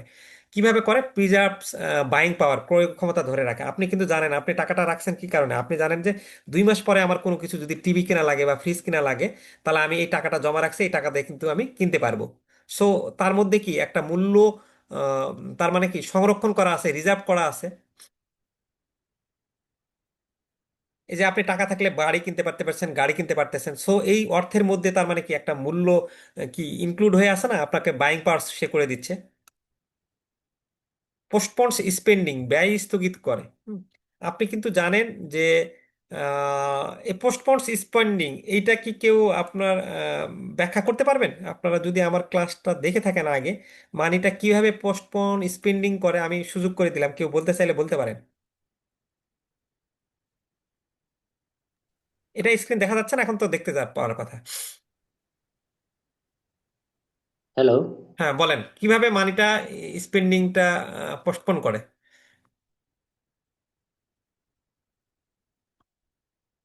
আচ্ছা, কেউ বলবেন না, তাহলে না বললে আমি বলতেছি একটু, আমি ভাবছিলাম যে বলবেন কিনা। পোস্টপোন স্পেন্ডিং মানে এই যে আমার কাছে মূল্যের এখন একটা 10 কেজি আম আছে, যা 2 দিন পর বা 5 দিন পরে রাখতে পারবো না, কিন্তু ওটা বিক্রি করে আমি 1,000 টাকা অনেকদিন ধরে রাখতে পারবো। সেটা ঠিক আছে, কিন্তু এখানে আসল যে জিনিসটা আপনাকে বলতেছে যে আপনার কাছে যখন টাকা আছে আপনি জানেন যে, হ্যাঁ হ্যাঁ, মানে ওটাই, মানে ঠিকই বলছেন, কিন্তু আপনি এটা এরকম চিন্তা করতেছেন যে 20,000 টাকা আমার কাছে থাকলে আমি এটা 2 মাস পরে তো আহ, আমার কোনো ব্যয় কাজে করতে লাগাতে পারবো। পারবো আর কি। তাহলে আমি যেহেতু জি। এটার মধ্যে মূল্য আছে, এই জন্য আমি এখনই খরচ না করে এটা সেভিংস করে রেখে আমার হঠাৎ করে কোনো বিপদ আপদ অর্থ যদি আকারে হয় অর্থ আকারে রেখে দিবো। রেখে দিলাম আর কি। সো এটা আমি, তার মানে এটা কি মূল্যের সংরক্ষক হিসেবে কাজ করতেছে। হুম, তখন এই জি। মূল্যটা যদি না থাকতো, তাহলে তো আমি এটা তখনই খরচ করে ফেলতাম। ওই যে খুব সুন্দর বলছেন যদিও, কাজ করে যেমন আম বা মাছের কথা যদি থাকতো, তাহলে আমি জানি যে এটার মূল্য 2 দিনের মধ্যে পচে যেতে পারে, সো এটাকে রাখা আমি যাবে না। রাখবো না আর কি, খেয়ে ফেলবো আমি তখন। অর্থ আকারে রাখলে রাখা যাবে। হ্যাঁ হ্যাঁ, খুব সুন্দর উদাহরণ জি। দিচ্ছেন, থ্যাংক ইউ ভেরি মাচ। খুব জি। ভালো ক্রিয়েটিভ আছেন। ইনশাল্লাহ পড়লে হয়ে যাবে এবারে। প্রথম পরীক্ষা দিচ্ছেন এমএফএস নাকি না, দিয়েছেন এর আগে? দিয়েছিলাম, গত বছর দিয়েছিলাম। আচ্ছা, তাহলে এবার ভালো করে প্রিপারেশন নেন। জি, ইনশাল্লাহ। আচ্ছা, ঠিক আছে। গতবার কি ক্লাস করছিলেন নাকি না করেন নাই? না না না, আমি গত বছর সংযুক্ত ছিলাম না। আমি গত বছর শুধু আপনার ওয়ান টেস্ট হিসেবে আমি অ্যাকাউন্টিং বইটা নিয়েছিলাম, এবং অ্যাকাউন্টিংটা আমি পাশ করেছি। আচ্ছা আচ্ছা, বাহ বাহ, খুবই ভালো লাগছে। এবার হয়ে যাবে ইনশাল্লাহ। শোনেন, আমাদের যেটা সমস্যা, আমরা অনেকেই না, এই যে 5 সেট কমন 6 সেট কমন, কোনটা ভালো কোনটা খারাপ বুঝি না। না বুঝে এই 10 টাকা 20 টাকা 30 টাকা কমের জন্য কেউ ডেলিভারি চার্জ ফ্রি করে দেয়। ব্যাংকার হিসেবে আমরা কেউ কেউ এই সামান্য কমের জন্য করি কি, এমন একটা জিনিস চুজ করি, সেটাই আমার বাছাই হয়ে যায়। আমি নাম বলবো না, আপনাদের মধ্যেই ব্যাংকার গতবারে বই বিক্রি করছে, কিন্তু উনি ওনার বইয়ে অঙ্কই, মানে যারা সেকেন্ড পার্টে তো অঙ্ক থাকতো, উনি অঙ্ক দিত না, তখন বলতো সূচিপত্র নাই, এরকম নিয়ে ফেল করছে ওনার। মানে ফলো করলে এবার উনি বই, মানে আমি বলবো না, অ্যাকাউন্টিং এর কথাটা যেহেতু বললেন, উনি এবার অ্যাকাউন্টিং বই করতে পারতেছে না। অ্যাকাউন্টিং বই করতে গেলে তো সেরকম ক্যালিবার লাগবে, ব্যাংকে সারাদিন জব করে আপনার মতন, ওই যদি ওইও তো জব করতেছে, ওর এরকম অ্যানালাইসিস করার ক্ষমতা কখন হবে? উনি এখন আইবিবি টেক্সট বইয়ের শুধু অ্যাকাউন্টিং বই ফলো করে তো আপনি পাস করতে পারবেন না, কারণ ওইটা ইংলিশ ভার্সনে, এবং শুধু ইংলিশ ভার্সন না, আইবিবি এখন প্রশ্ন দিচ্ছে হলো শর্ট কোয়েশ্চেন এবং ডিফারেন্স অ্যাকাউন্টিং এ। তো ওই আইবিবি টেক্সট বইয়ে তো শর্ট কোয়েশ্চেন আর ডিফারেন্স আকারে নাই। এখন উনি ওই 200 টাকা করে দিচ্ছে, নিজে বই বের করতে পারেন, এখন অনেকেই ওই মুরগির মতন ওই বই কিনবে, কিনে ওরকম ভাবে ফলো করবে, গিয়ে দেখবেন যে শেষমেশ ফেল করতেছে। আপনার অ্যাকাউন্টিং বইটা আমার খুব কাজে দিছে। তো আমার ধারণা ছিল আমি 70+ নাম্বার পাইছি অ্যাকাউন্টিং আমার। আপনার অঙ্কগুলো হুবহু কমন পাইছি, প্রায় সবগুলো দিতে পারছি। হ্যাঁ হ্যাঁ, এরকম আসছে। আচ্ছা, যাই হোক, আমরা একটা অ্যাকাউন্টিং এর ক্লাসে আলোচনা করব। এটা উনি গতবারে ঠিক। ওইরকম বই বের করতে পারে নাই, ওই ওই ওই বইটা বিক্রি করে করে ইয়া করছে আর কি, দেখলাম এবারও তাই করতেছে, বের করতে পারে না শুধু ওইটা, তখন ওইরকম ভাবে নিয়ে শুধু খালি ওই বই দেখে তো পড়ে পাস করতে পারবে না, কারণ যে প্যাটার্নে প্রশ্ন হচ্ছে ওই প্যাটার্নে প্রশ্ন আবার নাই, আইবিবি টেক্সট বই ওই আমি প্যাটার্নে তিনটাতে পাস শর্ট কোয়েশ্চেন করেছি। ডিফারেন্স নাই। 3টাতে জন্য আপনার কাছে আমি রিকুইজিশন দিয়েছি অবশ্য আজকে। আজকে দুপুরবেলা দুপুরে আপনার কাছে দিয়েছি। আচ্ছা মামুন ভাই, হয়ে যাবে তাহলে আমার মনে হয়। জি। আচ্ছা, জি, তারপর হচ্ছে আমরা ইনশাল্লাহ। এখানে আসেন যে ফ্যাসিলিটেটস ইনভেস্টমেন্ট, বিনিয়োগকে সহজ করে। আপনি যদি টাকা থাকে তাহলে আপনি যে কোনো জায়গায় ইনভেস্টমেন্ট করতে পারবেন আর কি, হ্যাঁ। আপনি এই যে স্টক হোক, বন্ড হোক, রিয়েল এস্টেটে করতে পারবেন। তারপর আমরা আসি যে মোর এফিসিয়েন্ট দেন বাটার, বিনিময়ের চেয়ে এটা বেশি দক্ষ। আম, এরপর আসি আমরা, এটা বুঝে গেছেন আর কি। তারপর অর্থ কি একমাত্র মূল্যের সংরক্ষক, ব্যাখ্যা করো। এই প্রশ্নটা খুব একটা অত গুরুত্বপূর্ণ না, আসেনি কখনো। জাস্ট আমরা খালি একটু বলি যে না, অর্থ একমাত্র মূল্যের সংরক্ষক না। ওই যে আপনি জানেন যেমন গোল্ড, টাকা, মানে আপনি সোনা ধরে রাখলেও তো আপনি 10 বছর বা 15 বছর পরও গোল্ডের মূল্যটা কীরকম। তারপর আপনার যদি কাছে তেল থাকে, এরকমভাবে বিভিন্ন খনিজ গুরুত্বপূর্ণ দ্রব্য, সেগুলো তো মানে একটা তার ভ্যালু আছে। এই জন্য আমরা বলবো যে শুধু অর্থ না, এটা একটু দেখে নেবেন। জমি আমাদের মূল্য সংরক্ষক হিসেবে কাজ করে, খুব একটা গুরুত্বপূর্ণ প্রশ্ন না, একটু খালি রিডিং পড়ে নিলেন। আচ্ছা, এটাও খুব একটা গুরুত্বপূর্ণ প্রশ্ন না, তবে একটা কনসেপ্টটা একটু ক্লিয়ার হবে। এটা আসবে না, পরীক্ষাতে আসে না, বাট একটু কনসেপ্টটা ক্লিয়ার করে রাখেন আপনার। ওই মানি মার্কেট, না সরি, আপনার ওই M1 M2 ক্ষেত্রে একটু কাজে দেবে। আপনার এই যে ফিনান্সিয়াল অ্যাসেটগুলোকে বলছে যে লিকুইডিটির পরিপ্রেক্ষিতে র্যাঙ্ক করুন। লিকুইডিটির পরিপ্রেক্ষিতে র্যাঙ্ক করুন মানে কোনটার ইয়া আপনার লিকুইডিটি বেশি। লিকুইডিটি বেশি মানে কি, যেটা আপনার খুব দ্রুত নগদ অর্থে রূপান্তর করা যায়, সেটাই। তো এখানে আপনি দেখেন যে আপনার কয়েন এবং কাগজ মুদ্রা, এটা একবারে লিকুইডিটি সবচেয়ে বেশি, সঙ্গে সঙ্গে আপনি ইয়া করতে পারবেন। তারপর সাধারণ স্টক দিয়ে রাখছে, ডিমান্ড ডিপোজিট দিয়ে রাখছে, দীর্ঘমেয়াদী সরকারি বন্ড, দীর্ঘমেয়াদী কর্পোরেট বন্ড দিয়ে রাখছে, এরকম ভাবে আমরা একটু সময় দেবেন প্লিজ।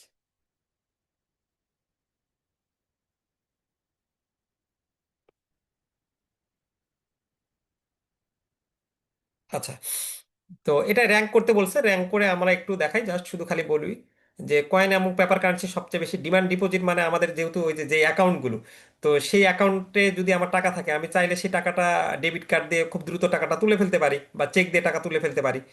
আম, তারপর সেভিং ডিপোজিট বলছে, ট্রেজারি বিল বলছে, ট্রেজারি বিল থেকে টাকা দ্রুত নগদ অর্থে রূপান্তর করা একটু কঠিন, কারণ সেখানে অনেক প্রসেস আছে।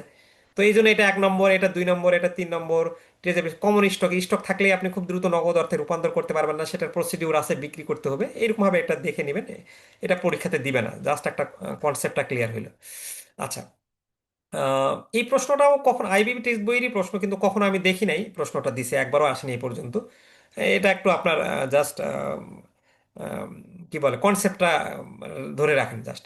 হোয়াট ইফেক্ট ডাস ইনফ্লেশন, যেহেতু মূল্যস্ফীতি বিষয়ক তো একটু থাকাটা ভালো। What effect does inflation have on the use of money as a unit of account. অর্থের ইউনিট অফ অ্যাকাউন্ট হিসেবে এই ইনফ্লেশনে কি প্রভাব ফেলে। মানে ইনফ্লেশনটা, এই যে মানির তো আমরা বিভিন্ন কি বলে ফাংশন পড়লাম। মানি ইউনিট অফ অ্যাকাউন্ট হিসেবে কাজ করে, মানি মিডিয়াম অফ এক্সচেঞ্জ হিসেবে কাজ করে, ডেফার্ড পেমেন্ট হিসেবে কাজ করে, স্টোর অফ ভ্যালু হিসেবে কাজ করে। তো এই চারটা জিনিসের উপর ইনফ্লেশনটা কিভাবে ইফেক্ট দেয়। আচ্ছা, এখন এই আমরা বলতেছি যে ইউনিট অফ অ্যাকাউন্ট, এটা মুদ্রাস্ফীতির উপর মানে একটা প্রভাব ফেলে। কারণ হচ্ছে যে আপনি 10 বছর আগে যেই পটেটো চিপসটা কিনছেন, বা 20 বছর আগে যেই চকলেটটা কিনছেন 1 টাকা দিয়ে, এখনকার কিন্তু আপনি সেই 1 টাকাতে চকলেট পাবেন না। এখন যখন আপনি এই 1 টাকার সাথে 10 বছর আগের 1 টাকা এবং এখন 10 বছর পরের 1 টাকার সঙ্গে তুলনা করবেন এই ইউনিট অফ অ্যাকাউন্টের সাথে, তখন কিন্তু সেই মুদ্রাস্ফীতির কারণে এটা কিন্তু কঠিন হয়ে যাবে। যদি আপনি মুদ্রাস্ফীতি না বিবেচনা করে সরাসরি তুলনা করেন, যে বলতেছেন যে আগে 1 টাকা দিয়ে তো আমি 10টা চকলেট পাইতাম, আর এখন 1 টাকা দিয়ে তো আমি একটা চকলেট পাচ্ছি, বাট এটা তো আহ, আহ, বছরের কারণে মুদ্রাস্ফীতি চলে আসছে। সো আপনি যদি এরকম মুদ্রাস্ফীতি না বিবেচনা করে 1 টাকার সাথে 5 বছরের আগের 1 টাকা এবং বর্তমানের 1 টাকার সঙ্গে তুলনা করেন, তখন কিন্তু সেটা কঠিন হয়ে যাবে।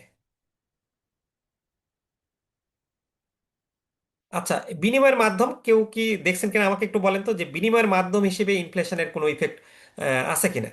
এটা কিন্তু আমি অলরেডি বলছি, তারপরও কারো আইডিয়া আছে কিনা যে বিনিময়ের মাধ্যমে ইনফ্লেশন কোনো ইফেক্ট ফেলে কিনা।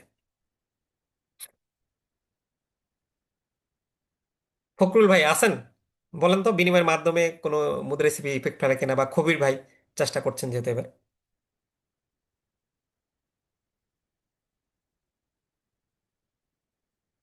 আচ্ছা, কেউ বলতে চাচ্ছেন না। আপনারা তো, আমি ভাবছিলাম যে একটু রেসপন্স করবেন। আচ্ছা, বিনিময়ের মাধ্যম হিসেবে ইনফ্লেশন কোনো কাজ মানে এটার কোনো মানে ইফেক্টই নাই, কারণ আজ থেকে 10 বছর আগেও মানি মিডিয়াম বিনিময়ের মাধ্যম হিসেবে কাজ করে, এখনো মিডিয়াম মাধ্যম হিসেবে কাজ করে, সবসময় কাজ করবে। ইনফ্লেশন বাড়ুক বা কমুক, এটার বিনিময়ের মাধ্যমের উপর সে কোনো প্রভাব ফেলবে না। আচ্ছা, তারপর আমরা বলতেছি যে বিলম্বিত ডেফার্ড পেমেন্টস। ডেফার্ড পেমেন্টের উপর কিছুটা হলেও প্রভাব ফেলবে, কারণ ধরে নেন আপনি যদি এখন 1,000 টাকা কাউকে ঋণ দেন, আপনি 5% সুদ ধরছেন, কিন্তু ওইদিকে ইনফ্লেশন হয়ে গেছে 10%, তাহলে তো তখন আপনি ক্রয় ক্ষমতার চেয়ে আপনি পরিশোধ করতেছেন, তখন এই ইনফ্লেশন এটা ডেফার্ড পেমেন্টে গিয়ে প্রভাব ফেলতেছে। মূল্যের সংরক্ষকে কি বলে আপনার প্রভাব ফেলে, যে সময়ের সাথে সাথে আমরা জানি যে অর্থের মূল্য কমে যেতে পারে। আমি আজকে 1,000 টাকা দিয়ে যেটা কিনতেছি, মুদ্রাস্ফীতির কারণে ভবিষ্যতে সেটা নাও কিনতে পারবো না আমি। সো এই ছিল ওইটা। আমরা এর পরের প্রশ্নটা যেটা যায়, অর্থের প্রকারভেদ আলোচনা করুন। এটাও মাঝে মধ্যে আসে, এগুলো সংক্ষিপ্ত প্রশ্ন আকারে আসলে আসতে পারে। যে আমরা অর্থকে ধাতব মুদ্রা, কাগজী মুদ্রা এবং ব্যাংক মুদ্রা হিসেবে দিয়েছি।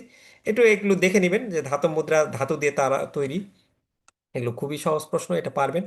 সো কাগজে মুদ্রা কাগজ দিয়ে ছাপানো, এটা একটু বই থেকে রিডিং পড়ে নিয়ে, সো আমি এটাতে বেশি সময় নষ্ট না করি, হ্যাঁ, বরং যেগুলো কনসেপচুয়াল প্রশ্ন সেগুলোতে যাই।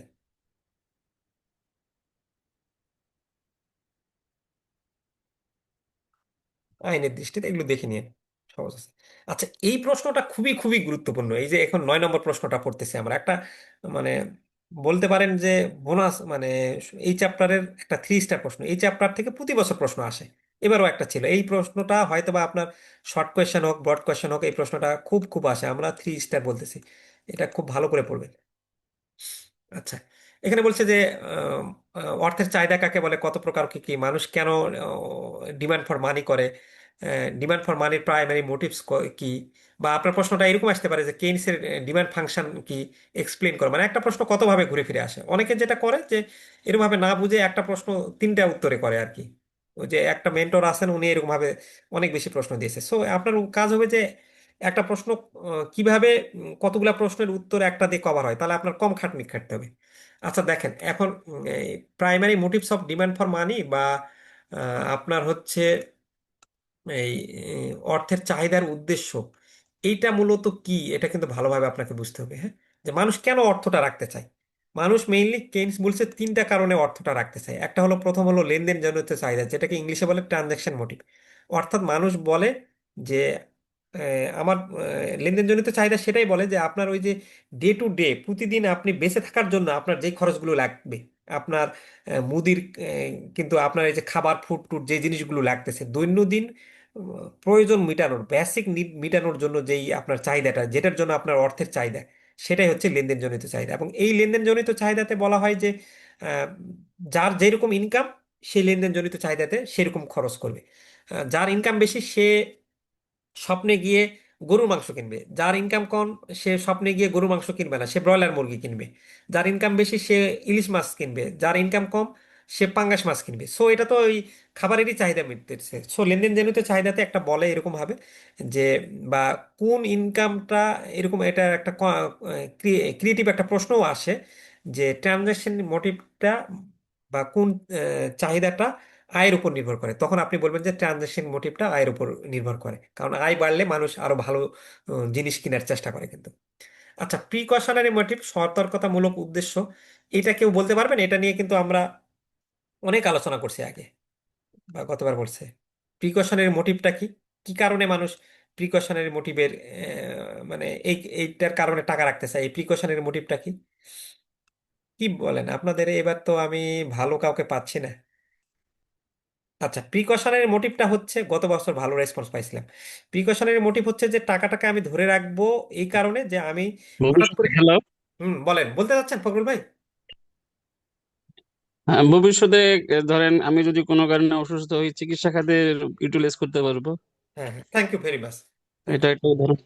প্রিকশনের মেটিভ, ভবিষ্যতে এই যে যে কোনো আমি জানি যে সমস্যা তো আমি পরিষেবা অসুস্থ হয়ে পড়তে পারি, বা দুর্ঘটনায় আমার কোনো ওটা ছাড়াও আমি দুর্ঘটনায় অ্যাক্সিডেন্ট হয়ে আমার কোনো কিছু হইতে পারে, অথবা আমার গাড়িটা অ্যাক্সিডেন্ট হয়ে যেতে পারে। সো এই যে ভবিষ্যতের কোনো অনিশ্চয়তার কারণে আমি যেই টাকাটা রাখি, সেটাকে বলে প্রিকশনের মোটিভ। তবে প্রিকশনের মোটিভটা অসুস্থতা এবং আপনার দুর্ঘটনাজনিত কারণে আপনি কোনো কিছু আহত হতে পারেন, সে কারণে টাকাটা রাখতেছেন আপনি। আর সুযোগমূলক চাহিদা, তাহলে স্পিকিউলেটিভ মোটিভ, এটা কে বলবেন? একটু বলেন কেউ, না পারলে ফখরুল ভাই বলেন। ভবিষ্যতে কোনো জিনিসের দাম বাড়বে, এটার জন্য আমরা যদি টাকা রেখে দেই, যে ভবিষ্যতে যেমন ওই জায়গাটার দাম বাড়তে পারে। এই জন্য যদি টাকা রেখে দেই ওইটার উদ্দেশ্যে, তাহলে এটা সুযোগমূলক অনেকটা চাহিদা হইতে পারে। কাছাকাছি গেল, তাহলে আরো ভালো কোনো আরেকটু ভালো অ্যান্সার চাচ্ছি। ভালো কোনো বিনিয়োগ বা ভালো কোনো সুযোগ কোনো জিনিস সামনে আসতে পারে আচ্ছা, শান্তনু এই দা বলুন, উদ্দেশ্যে যদি। একজন করে শুনি। হ্যাঁ, বলতেছেন, বলেন। হ্যাঁ, আমি বলছি ভালো কোনো সুযোগ বা ভালো কোনো বিনিয়োগের উদ্দেশ্যে যে দেশটা সামনে হঠাৎ করে এসে গেল, আমি ওই সুযোগটা নিতে পারি, এরকম কিছু চিন্তা করে যে টাকাটা রাখা হয়, হ্যাঁ, হ্যাঁ, সেটাই থ্যাংক ইউ। হচ্ছে সুযোগ। সুযোগমূলক চাহিদা। সো মানে এটা আমার হচ্ছে প্রথমে মানুষ তার বেসিক নিড পূরণ করার জন্য ট্রানজ্যাকশন মোটিভ করে। ট্রানজ্যাকশন মোটিভটা পূরণ হইলে, আপনার ভাই টাকা নাই, গরিব মানুষের টাকা না থাকলে সে কিসের ওই কি বলে ভবিষ্যতে সে অসুস্থ হবে, সে আলাদাভাবে টাকা সেভিংসে রাখতে পারবে? পারবে না। সে তার দিন আনতে মানে এরকম পুরাই অবস্থা। সো ট্রানজ্যাকশন মোটিভটা পূরণ হয়ে গেলে, তার যদি আয় ভালো থাকে, তখন সে প্রিকশনারি মোটিভে রাখে। আর প্রিকশনারি মোটিভটা পূরণ হয়ে গেলে সে তখন দেখে যে আরে আমার টাকা তো অতিরিক্ত আছেই, তাহলে তো আমি এটা কিছু টাকা আমার অসুস্থতা পারপাসে রাখতেছি, এবং এখনো এক্সট্রা টাকা আছে আমার, তাহলে এই এক্সট্রা টাকাটা আমি কি করব?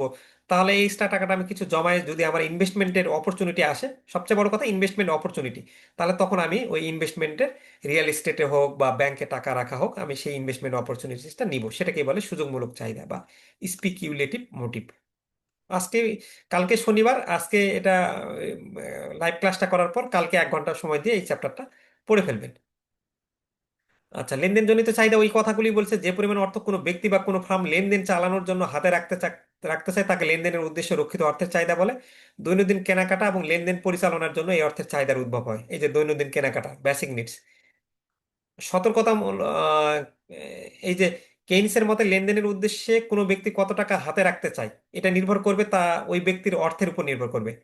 আপনার যত আয় বাড়বে, লেনদেনের উদ্দেশ্যে রক্ষিত অর্থের চাহিদা তত বাড়বে, কারণ আপনার আয় বাড়লে আপনি তখন আরো বেশি, শুধু ওই গরু মাংস কিনবেন না, সাথে আপনি তখন এই বিভিন্ন ধরনের যে প্রসেস ফুড পাওয়া যায় সেগুলো কিনবেন, কেক কিনবেন, বিস্কুট কিনবেন, আরো নানান হাবিজাবি কিনবেন।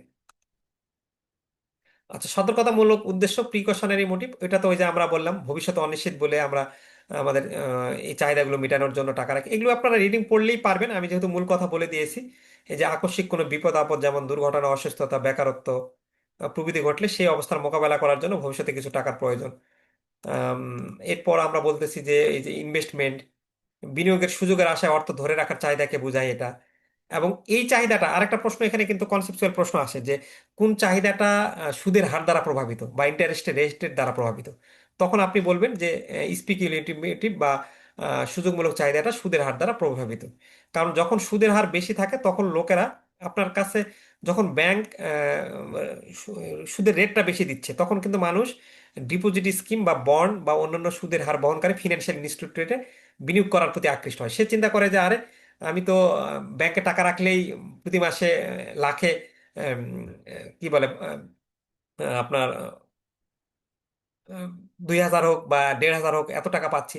সো তখন সে স্বাভাবিকভাবে এই বিনিয়োগগুলোতে রাখার চেষ্টা করে। সুদের হার, আর যদি সুদের হার বেশি না থাকে, সুদের হার কম থাকে, ব্যাংকে টাকা রাখলে সে সুদ বেশি পাচ্ছে না, সে তখন অলস অর্থটা ব্যাংকের এই ডিপোজিট স্কিম, বন্ড বা যে অন্য যে ইনস্ট্রুমেন্ট আছে যেগুলোতে সেই ওই টাকাটা খাটানোর ফলে সুদ পাবে, তখন সেগুলোতে সে রাখতে চায় না। তখন সে কি করে? তখন সে করে যে তার অর্থটা শেয়ার বা রিয়েল এস্টেট বা অন্যান্য সম্পদে বিনিয়োগ করতে চায়।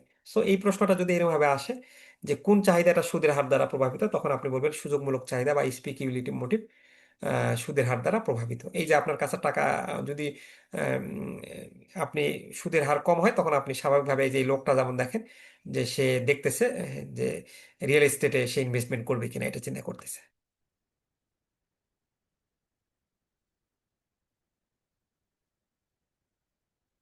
আচ্ছা, এই যে কোন ধরনের অর্থ চাহিদা ব্যক্তির আয় দ্বারা প্রভাবিত হয়, আইবিবি টেক্সট বইয়ের 9 নম্বর প্রশ্ন। এবং দেখেন, আমি যে বারবার বলি যে টেক্সট বইয়ের প্রশ্নগুলো হুবহু বিগত সালে আসে, এই যে এগুলো আসছে কিন্তু দেখেন, এই জন্য আমরা এই বইয়ে এটা লিখে দিচ্ছি, আপনি যেন নিজেই পড়েন। অনেকে আমার এখনো এইরকম জানে না, আগের বারেও দেখতাম আসে বলে যে ভাই, 5 বছরের প্রশ্ন ব্যাংক পাওয়া যাবে বা 10 বছরের প্রশ্ন ব্যাংক"। তে আরে গাধা, তুমি যদি খালি প্রশ্ন ব্যাংক যদি পড়ো, তাহলে তো পড়ে লাভ নাই। ওরকম ভাবে তুমি 40% হয়তো বা কমন পাবা, বাট তোমাকে সাথে আইবিবি টেক্সট বই প্রশ্নগুলোও পড়তে হবে, সেখান থেকেও হুবহু কমন আসে। শুধু খালি প্রশ্ন ব্যাংক পড়ে গেলা, তাহলে তো তখন তুমি সব প্রশ্ন কমন পাবা না। আচ্ছা, এই কোন ধরনের অর্থের চাহিদা ব্যক্তির আয় দ্বারা প্রভাবিত হয়, আমরা ওই যে বললাম ট্রানজাকশন মোটিভ। সো এটা নিয়ে আমি আর আলোচনা এত না করি, বুঝতে পারবেন। সেম কথাটা লিখলে হবে। তারপর বলবে যে কোন ধরনের অর্থের চাহিদা সুদের হার দ্বারা প্রভাবিত হয়, দেখেন এটাও আসছিল। তাহলে আপনি জানেন যে which sort of demand for money is influenced by rate of interest, তখন আপনি বললেন স্পিকুলেটিভ মোটিভ সুদের হার দ্বারা প্রভাবিত হয়।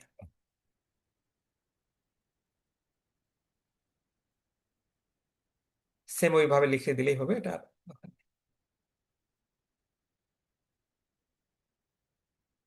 আচ্ছা, এখন আমরা আরো এই চ্যাপ্টারের মানে একটা হট টপিক আসতেছি। এবারে এখান থেকে প্রশ্ন থাকবেই, মানে এখান থেকে প্রশ্ন থাকে, এবং এখান থেকে আপনার অঙ্ক থাকবে এবার 99%, যেহেতু আগের বার অঙ্ক দেয়নি, যদি না প্রশ্ন মানে ওরা উল্টাপাল্টা না কাজ করে, তবে এবার এই মানি সাপ্লাই থেকে অঙ্ক থাকবেই। মানি সাপ্লাই থেকে অঙ্ক থাকে এবং থিওরি থাকে। সো এই থিওরিটা আমাদের খুব ভালো করে সবাই মনোযোগ সহকারে বোঝার চেষ্টা করবেন, কারণ এই থিওরির বেসিকটা বুঝতে পারলে অঙ্ক করাটা আমাদের সহজ হবে। আচ্ছা, মানি সাপ্লাই কাকে বলে, মানি সাপ্লাই কিভাবে মেজার করা হয়, বা what do you mean by supply of money, how do you classify them. তাহলে মানি সাপ্লাই বলতে আমরা বুঝি সেটাই, যেটা হচ্ছে হলো অর্থনীতিতে প্রচলিত,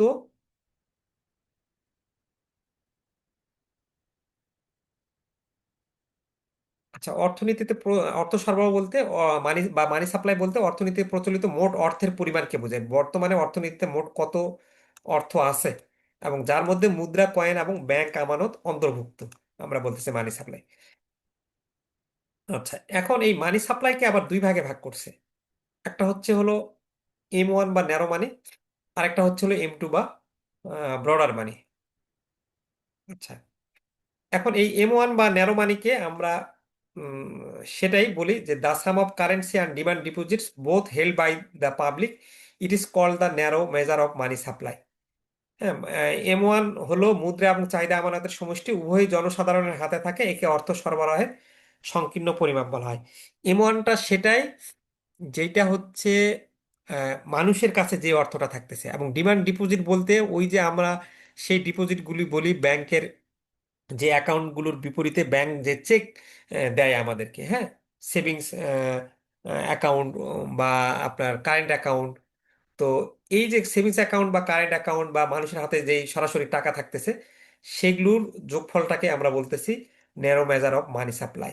এই ডিমান্ড ডিপোজিটটাকে বাংলায় বলে চাহিদা আমানত, যে ওই অ্যাকাউন্টটা থাকলে ওর বিপরীতে আমার চেকিং যে অ্যাকাউন্টটা, সেই চেক দিয়ে আমি যে কোনো মুহূর্তে টাকা তুলতে পারি। আর সাধারণ মানুষের কাছে যে টাকাটা আছে আপনার আমার কাছে হাতে, সরাসরি যে টাকা আমি খরচ করতে পারবো, সেটাও হচ্ছে হলো M1 বা ন্যারো মানি।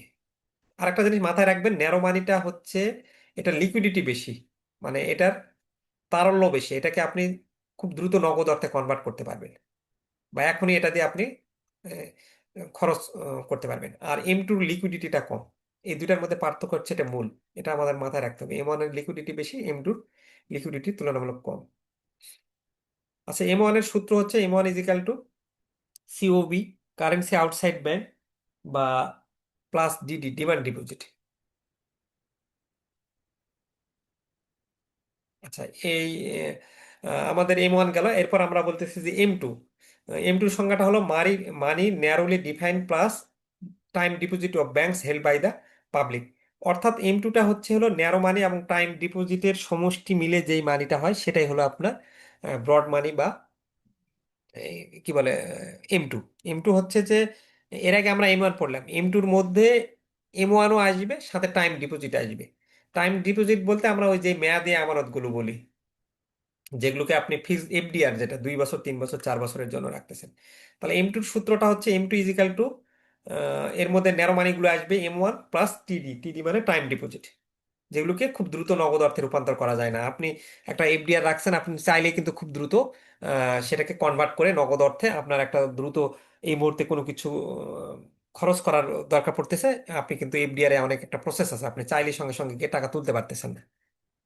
আচ্ছা, এটা আমরা খুব ভালো করে পড়বো কম্পোনেন্টস গুলো। এই কম্পোনেন্টস গুলো ভালো করে পড়লে আমরা পরীক্ষাতে যে অঙ্কগুলো আসে সেই অঙ্কগুলো ভালো করে পারবো। সো এই কম্পোনেন্টসটা 3 স্টার, একবারে খুব ভালো করে পড়বো, কম্পোনেন্টস গুলো মুখস্থ রাখবো।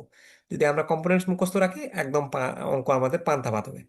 ইমনের মধ্যে কোনটা দিছে, কারেন্সি আউটসাইড ব্যাংকস, ব্যাংকের বাইরে মুদ্রা, অর্থাৎ মানুষের হাতে যে মুদ্রাটা থাকে। এই কারেন্সি আউটসাইড ব্যাংক, বা একে বলে কারেন্সি ইন সার্কুলেশন, বা coin currency, money in your pocket, এগুলো কিন্তু M1 কম্পোনেন্টস এর মধ্যে। হ্যাঁ, এটা এইভাবে নাম প্রশ্নে থাকতে পারে। তারপর ডিমান্ড ডিপোজিট বলতে ওই যে চেকিং অ্যাকাউন্টগুলো, কারেন্ট অ্যাকাউন্ট বা সেভিংস অ্যাকাউন্ট। এই যে চেকিং অ্যাকাউন্টস আলাদাভাবে দিছে, চেকএবল ডিপোজিট বা মানি ইন ইউর চেকিং অ্যাকাউন্টস, এই লেখাগুলো থাকলেও আপনি মনে করবেন এটা এম ওয়ানের মধ্যে যাবে।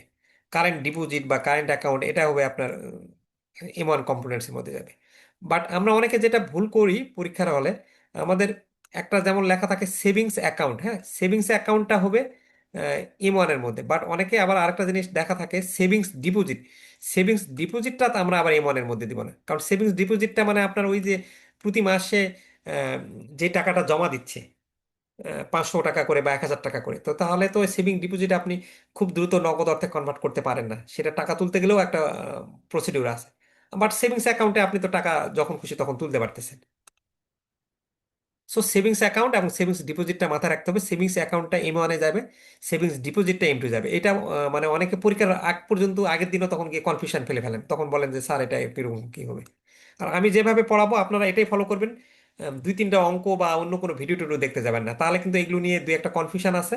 আমি গত 4-5 বছর ধরে পড়াচ্ছি, প্রচুর রিসার্চ করে মানে যেটা বিশ্বস্ত সেই জিনিসটাই করছি। অন্য কোনো কিছু দেখতে গেলে বা অন্য মেথড ফলো করতে গেলে আপনার মাথা আউলিয়ে যাবে।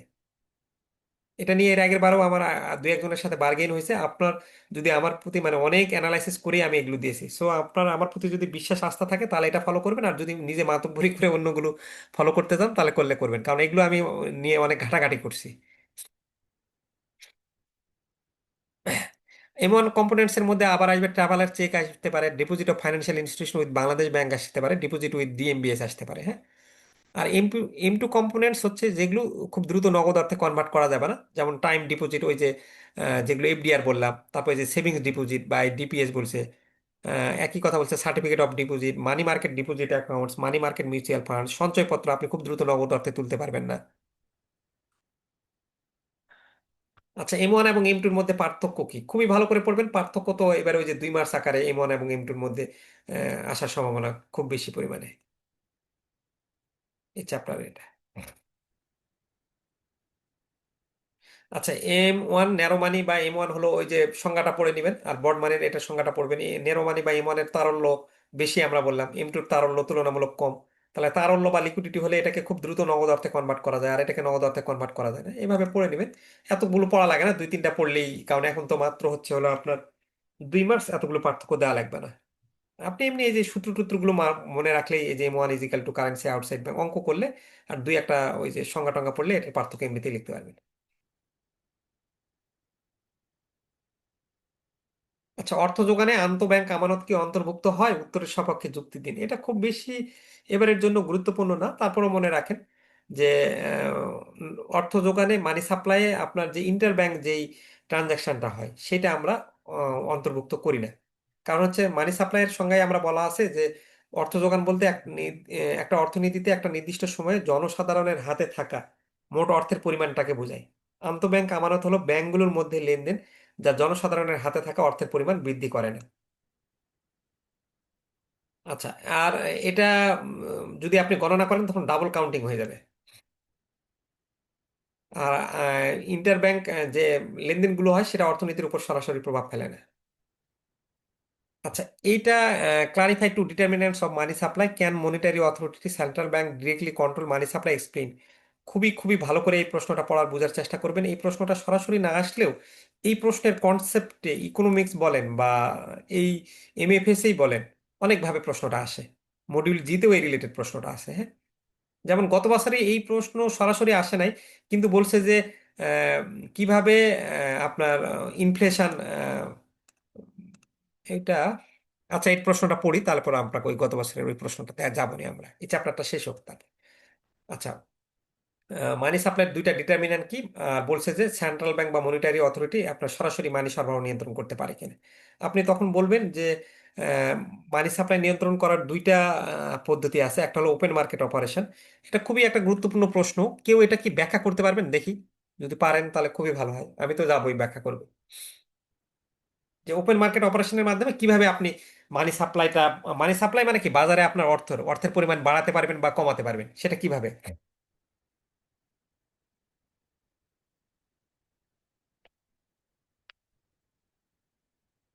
আচ্ছা, কেউ বলতেছেন না, আমি বলি। আচ্ছা, ওপেন মার্কেট অপারেশনের মাধ্যমে ধরেন সেন্ট্রাল ব্যাংক অনেক সময় এটা ওপেন মার্কেট অপারেশন করে। ওপেন মার্কেট অপারেশনের মাধ্যমে সে আপনার ডিবেঞ্চার বা ঋণপত্র সে হয়তো বা বিক্রি করলো। তাহলে ঋণপত্র বিক্রি করলে আপনার যে প্রাইভেট কমার্শিয়াল ব্যাংক বা মানুষ ওই ঋণপত্র কিনে, ঋণপত্র কেনার মাধ্যমে কি করে, সেন্ট্রাল ব্যাংক যেহেতু ঋণপত্র বিক্রি করতেছে সে মানুষের কাছ থেকে বা ব্যাংকের কাছ থেকে টাকা তুলে নিচ্ছে। তাহলে সেন্ট্রাল ব্যাংক হয়তো বা ভাবতেছে যে বাজারে মানি সাপ্লাই, মানুষের কাছে অনেক বেশি পরিমাণ টাকা আছে, টাকার কারণে মানুষ খরচ করতেছে বেশি, ইনফ্লেশন বাড়তেছে, তাহলে আমি এই মুহূর্তে টাকাটা মানুষের কাছ থেকে তুলে নিব। বা ব্যাংকের কাছে যদি টাকা বেশি থাকে তাহলে ব্যাংক তো কি করে, মানুষকে লোন দেয়, আর লোন দিলে মানুষের হাতে টাকা চলে যায়। সো ব্যাংক যেন বেশি লোন না দিতে পারে এই জন্য সে ওপেন মার্কেট অপারেশনের মাধ্যমে ডিবেঞ্চার মানে আপনার ঋণপত্র বিক্রি করলো বা বন্ড বিক্রি করলো। তাহলে এই বিক্রি করার মাধ্যমে কি হবে, সে আমাকে বন্ড বা ডিবেঞ্চার দিচ্ছে, তার বিপরীতে আমি কি তাকে টাকা দিচ্ছি। মানে আমি তো ঋণপত্র বা বন্ড কিনতেছি সুদের আশায়, তাহলে আমার কাছ থেকে টাকাটা কি গভর্নমেন্টের কাছে চলে যাচ্ছে। সো এইরকম ওপেন মার্কেট অপারেশনের মাধ্যমে সে কিন্তু মানি সাপ্লাইটাকে নিয়ন্ত্রণ করতেছে, মানি সাপ্লাইটা থেকে বাজার থেকে নিয়ে আসতেছে। আবার সে কোনো কারণে মনে করলো যে না, অর্থনীতিতে খুব মন্দা বিরাজ করতেছে, মানুষের হাতে টাকা যাওয়া দরকার, টাকা না গেলে মানুষ বিনিয়োগ করবে না, তাহলে আমরা কি করি যে আহ, বরং আমি টাকাটা মার্কেটে কি করি, আহ, টাকাটা ছেড়ে দিই। তাহলে তো তখন সে কি করবে, আপনার কাছে থাকা বরং ওই ঋণ বা ঋণপত্র বা ডিবেঞ্চার ব্যাংকের কাছ থেকে সে কিনে নিবে। তাহলে কিনলে টাকাটা কি হচ্ছে আলটিমেটলি, বাংলাদেশ ব্যাংক থেকে সেন্ট্রাল ব্যাংক থেকে টাকাটা আপনার কমার্শিয়াল ব্যাংকে যাচ্ছে, আর কমার্শিয়াল ব্যাংকের কাছে টাকা বেশি যাওয়া মানে সে কিন্তু জনগণকে লোন আকারে দিয়ে দিবে। তখন এইভাবে মানে ওপেন মার্কেট অপারেশনের মাধ্যমে আমরা কিন্তু টাকা মানে মানি সাপ্লাইটা কন্ট্রোল করতে পারি বা ইনফ্লেশনও কন্ট্রোল করতে পারি, এরকম আমরা বলতে পারি। আবার বলে bank reserves to deposit ratio, ওই যে যেটাকে বলে সিআরআর বা ক্যাশ রিজার্ভস রেশিও। আপনি জানেন যে ব্যাংকে আমানতের একটা নির্দিষ্ট পরিমাণ টাকা বাংলাদেশ ব্যাংকে রাখতে হয়। তাহলে আপনি সিম্পলি জিনিসটা চিন্তা করেন, যদি 100 টাকার মধ্যে আপনাকে এখন 10% হলো সাপোজ সিআরআর বা ডিপোজিট রেশিও আমানতের। আচ্ছা, এটা কেউ একটু ব্যাখ্যা করবেন? এটা যেহেতু ব্যাংকে আছেন এটা তো ভালো ব্যাখ্যা করতে পারার কথা। এটা কিভাবে আপনার কাজ করবে যে মানি সাপ্লাইটা বাড়ানো কমানোর মাধ্যম হিসেবে? আমি একটু শুনতে চাই, যেহেতু ব্যাংকে আছেন এটাও বলা উচিত অবশ্যই।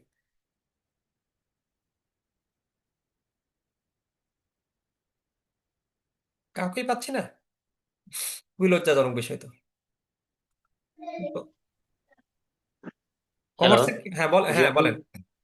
আমি বলতে চাচ্ছি যে বাংলাদেশ ব্যাংকে যখন আমাদের ওপেন মার্কেট থেকে টাকা উঠায়, যে তখন যে একটা নির্দিষ্ট পরিমাণ রিজার্ভ ব্যাংকে জমা রাখতে হয়, হুম, 10% জমা রাখে। তো হুম। এখন যদি খোলা টাকাটা উঠায় নিতে চায় তাহলে বাড়ায় দিল যে 20% ব্যাংকে জমা রাখতে হবে। বাংলাদেশ ব্যাংকে 20% জমা রাখলে তাহলে খোলা বাজার টাকাটা বাংলাদেশ ব্যাংকের হাতে চলে গেল, মার্কেটে টাকা কমে গেল। এটাই আসলে রিজার্ভ কম বেশি। Bank reserves to deposit ratio বলতে ওই যে সিআরআর, মানে আপনি আমানত যেটা নিচ্ছেন, ধরে নেন 100 টাকা আমানত নিচ্ছেন, টেন আপনি দশ পার্সেন্ট 10% টেন ওখানে আপনি পার্সেন্ট রাখতে হ্যাঁ হ্যাঁ, খুব সুন্দর বলছেন। ধন্যবাদ মান ভাই। 10% রাখছেন, তার মানে আপনার ব্যাংকের হাতে থাকতেছে 90 টাকা, তাহলে এই 90 টাকা তো সে লোন আকারে দিবে। এটা যদি বাড়ায় দেয় যে হ্যাঁ 20% দিতে হবে, তাহলে ব্যাংকের কাছে থাকবে 80 টাকা, বাংলাদেশ ব্যাংকে 20 টাকা চলে গেল।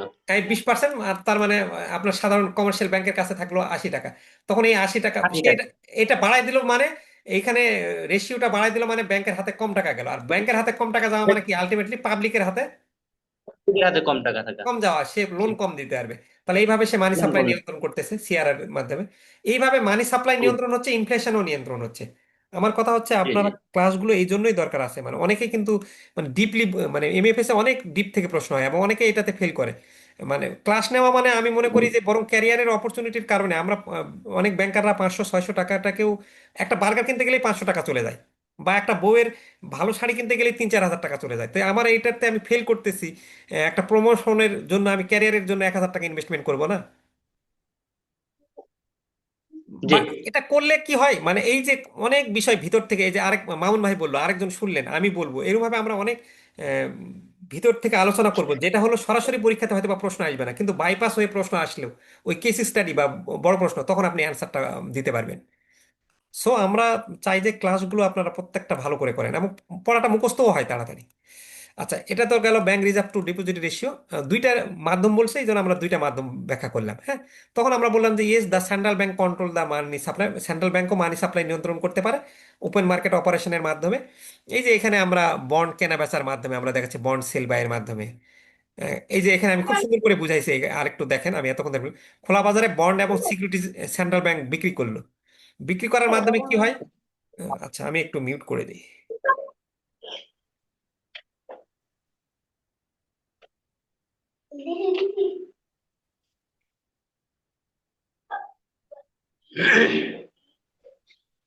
আচ্ছা, মিউট করে দিই।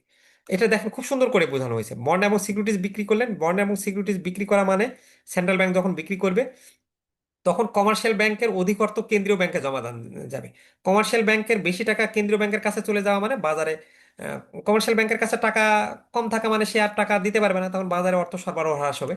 আবার বাজারে আপনি যখন বাজারে মানি সাপ্লাইটাকে কমাতে চাচ্ছেন, তখন কিন্তু বিক্রি করতেছে কমার্শিয়াল ব্যাংক। আর যখন মানি সাপ্লাইটাকে বাড়াতে চাচ্ছে, যে বাজারে অর্থ সরবরাহ বৃদ্ধি, তখন কিন্তু খোলা বাজারে বন্ড এবং সিকিউরিটিজ আমরা কিনতেছি। কিনার মাধ্যমে সেন্ট্রাল ব্যাংক যখন কিনতেছে, তখন সেন্ট্রাল ব্যাংক কেনা মানে কি, কমার্শিয়াল ব্যাংক সেন্ট্রাল ব্যাংক তো টাকা দিবে। তাহলে ওর মাধ্যমে কি হচ্ছে, বাণিজ্যিক ব্যাংকে টাকা আসতেছে। আর বাণিজ্যিক ব্যাংকে টাকা দেওয়া মানে সে তো টাকাটা ফেলে কি বলে ওর কাছে রাখবে না। অর্থ ব্যবসা করার উদ্দেশ্য হচ্ছে টাকাটা লোন দেওয়া, লোন দিলে তার লাভ হবে।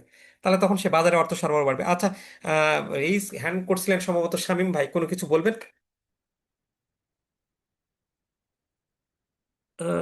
হ্যান্ড রেজ করছিলেন একজন, কোনো কিছু সমস্যা নাকি এমনিতেই? আমি কথা বলার সুযোগ করে দিচ্ছি। হ্যাঁ স্যার, আমি আর কি আর একটু সহজ ভাবে বলতে চাচ্ছিলাম, যখন আমাদের মানে আম, গ্রাহকদের হাতে বা সাধারণ মানুষের হাতে অর্থের পরিমাণ বেড়ে যায়, তখন এই অর্থটা আহ, কেন্দ্রীয় ব্যাংক কিভাবে নিজের কাছে নেবে, এই যে যে প্রক্রিয়াটা, এটাই আসলে এই খোলা বাজার নীতি। জি জি জি জি জি, থ্যাংক ইউ ভেরি মাচ বলার জন্য। এটাই স্যার। হুম।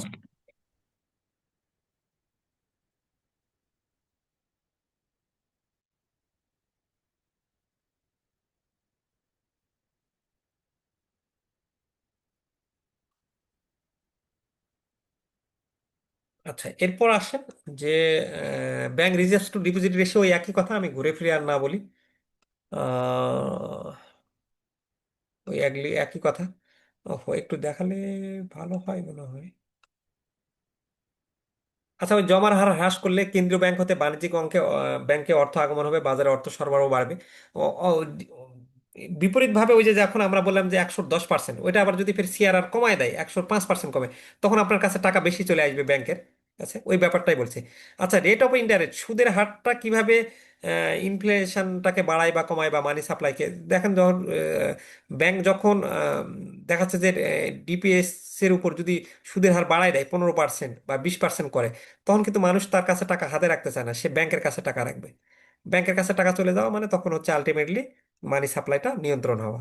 আবার যদি এদিকে আপনার আহ, সুদের রেটটা আপনি বাড়ায় দেন অনেক সময়, তখন মানুষ কিন্তু লোন নিতে চাইবে না। লোন নিতে না চাইলে কিন্তু তখন মানুষের কাছে সাপ্লাইটা কমে যাবে। আবার আপনি ওই যে বলা হয় না যে এন্টারপ্রেনিয়রের জন্য 2 ডিজিট যেন আপনি ইন্টারেস্ট না রাখেন 2 ডিজিটের নিচে।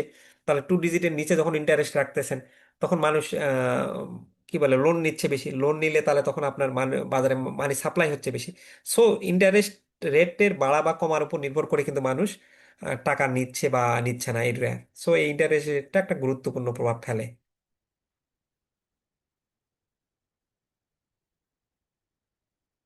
আচ্ছা, মনিটারি বেস কিভাবে গঠিত হয়?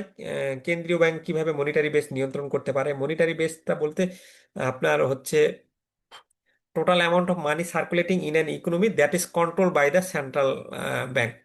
যেটা একটা কেন্দ্রীয় ব্যাংক দ্বারা নিয়ন্ত্রিত অর্থনীতিতে প্রচলন করা মোট অর্থের পরিমাণটাই হচ্ছে মনিটারি বেস। তাহলে মনিটারি বেস নিয়ন্ত্রণ করা, ওই মানি সাপ্লাই, ওই একই কথা ঘুরে ফিরে, এগুলো সব ব্যাখ্যা করতেছে না, সেম পয়েন্টগুলোতে আপনি এগুলো লিখতে পারবেন। আচ্ছা, নিলামে কেন্দ্রীয় ব্যাংক সরকারি ট্রেজারি বন্ড বিক্রয় করলে অর্থ যোগানের উপর কিরূপ প্রভাব ফেলবে?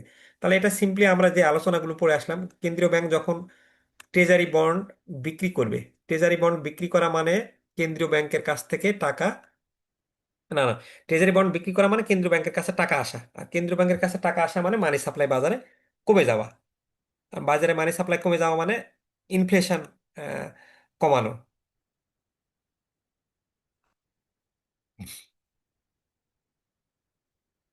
হ্যাঁ, একই কথা। সো এটাও ট্রেজারি বন্ডটা পড়লেও পারবেন, হ্যাঁ, কন্ট্রাকশনে। ট্রেজারি বন্ড কমলে ব্যাংক রিজার্ভ কমে যায়, কারণ ব্যাংকের থেকে টাকা চলে আসে, অর্থ যখন সংকুচিত হয়। যখন কেন্দ্রীয় ব্যাংক ট্রেজারি বন্ড বিক্রি করে, ব্যাংকও এবং অন্যান্য বিনিয়োগকারী এই বন্ডগুলো কিনতে গিয়ে তাদের রিজার্ভ বা আমানত থেকে অর্থ প্রদান করে, সো এইভাবে তাদের রিডাকশন কমে যায়। সো এগুলো একটু দেখে নিয়েন, এগুলো তো আমার ইউটিউবেও খুব সুন্দরভাবে আমি আলোচনা করছি ওয়ান বাই ওয়ান, সেটাও একটু দেখেন। আচ্ছা, এম, বলতেছে যে M1 এবং M2-র মধ্যে কোনটা বড়? তো আপনি এটা খুব সিম্পলি বুঝতেছেন যে M1-এর সংজ্ঞাতে আপনি বলছিলেন যে M1 হলো কারেন্সি আউটসাইড ব্যাংক প্লাস হচ্ছে ডিমান্ড ডিপোজিট, আর এই M2 হচ্ছে ওই M1-কে তো নিবেই, সাথে ফের ওই টাইম ডিপোজিট নিবে, তাহলে M1-এর চেয়ে M2 তো বড়ই হবে, কারণ M2 বলছে ভাই তোর কাছে যা আছে সেটা তো আছেই আমার কাছে, প্লাস হচ্ছে আমি আমার টাইম ডিপোজিট, তাহলে M2-ই বড় হবে।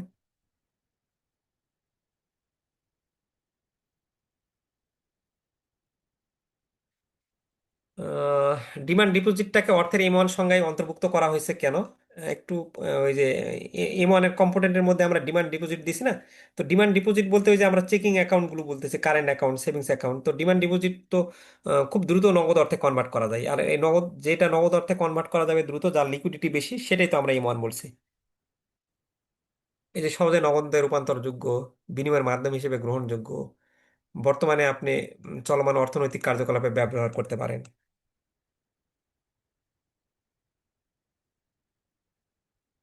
আচ্ছা, অর্থের মূল্য বলতে কি বোঝায়, কিভাবে অর্থের মূল্য নির্ধারণ করা হয়? অর্থের মূল্য বলতে আপনার সুদের হারটাকে আমরা বোঝাই, হ্যাঁ, অর্থের মূল্য বলতে সুদের হার বোঝায়। তো এই সুদের হারটা আপনার বিভিন্ন ভাবে নির্ধারণ হয়। তো এটা কেন্দ্রীয় ব্যাংকের নীতি, সেন্ট্রাল ব্যাংক অনেক সময় সুদের হার নির্ধারণ করে দেয় না। তারপর আপনার বাজারের শক্তি, বাজারে মানে যে কোনো আহ, এইটা কেউ ব্যাখ্যা করতে পারবেন বাজারের শক্তিটা কিভাবে কাজ করে, কিভাবে রেট অফ ইন্টারেস্টটাকে নির্ধারণ করে? খুব সুন্দর একটা ব্যাখ্যা হতে পারে কিন্তু, কেউ যদি দিতে পারেন, আমি একটু মিউট করে দিই। যেহেতু আপনারা এগুলো নিয়ে কাজ করেন সবসময়, এটা তো জানার কথা, প্রচুর ট্রেনিংও পাইছেন কিভাবে বাজারের শক্তিটা আপনার অর্থের সুদের হারটাকে প্রভাবিত করে। আপনি ওই লোনটা কি দিবেন, লোনের সুদটাকে প্রভাবিত করতেছে। এখানে কিন্তু আমি আরেকটু হিন্টস দেই, ইকোনমিক্সের সাপ্লাই এবং ডিমান্ডের ব্যাপারটা বলবেন।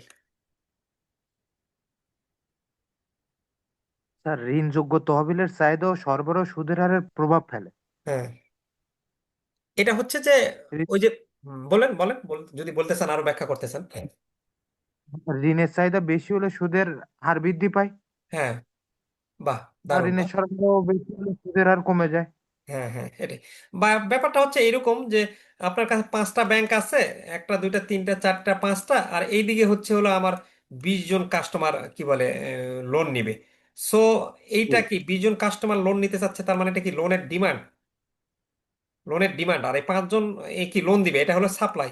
তাহলে এখন আপনি জি। দেখতেছেন যে সাপ্লাইয়ের চেয়ে ডিমান্ড বেশি, মানুষজন অনেক বেশি চাচ্ছে, সো সাপ্লাইয়ের যারা, তারা স্বাভাবিকভাবে এখানে যারা ব্যবসায়ী আছে লোন দেওয়ার জন্য, যে ব্যাংকরা, তাহলে তো তারা লোনের রেট বাড়াবেই। এইভাবে ডিমান্ড এবং জি। সাপ্লাইটা হয়। আবার যদি এখানে সাপ্লায়ারের সংখ্যা বেশি হয়, দেখা যাচ্ছে 10টা ব্যাংক আছে, লোন নেওয়ার জন্য মানুষ 5টা আছে, সে বিভিন্ন ব্যাংকে যেতে পারবে, তাহলে ডিমান্ডের চেয়ে সাপ্লাইটা আপনার কি বলে, সাপ্লাই তো বেশি আছে, তার চেয়ে ডিমান্ড কম আছে, সো স্বাভাবিকভাবে তখন সুদের হার কম হবে।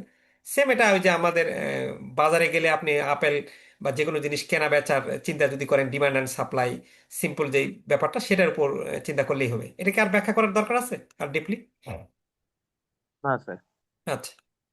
আচ্ছা, আর অর্থনৈতিক ঝুঁকি, ইকোনমিক রিস্ক, যখন দেখবেন যে একটা জায়গায় বা কোনো একটা জোনে, এটা ব্যাংকরাও ফলো করে যে এই জায়গায় আমার ঋণ খেলাপি হওয়ার সম্ভাবনা আছে বা ঝুঁকি বেশি, সেখানে কিন্তু স্বাভাবিকভাবে সুদ বেশি চার্জ করবে।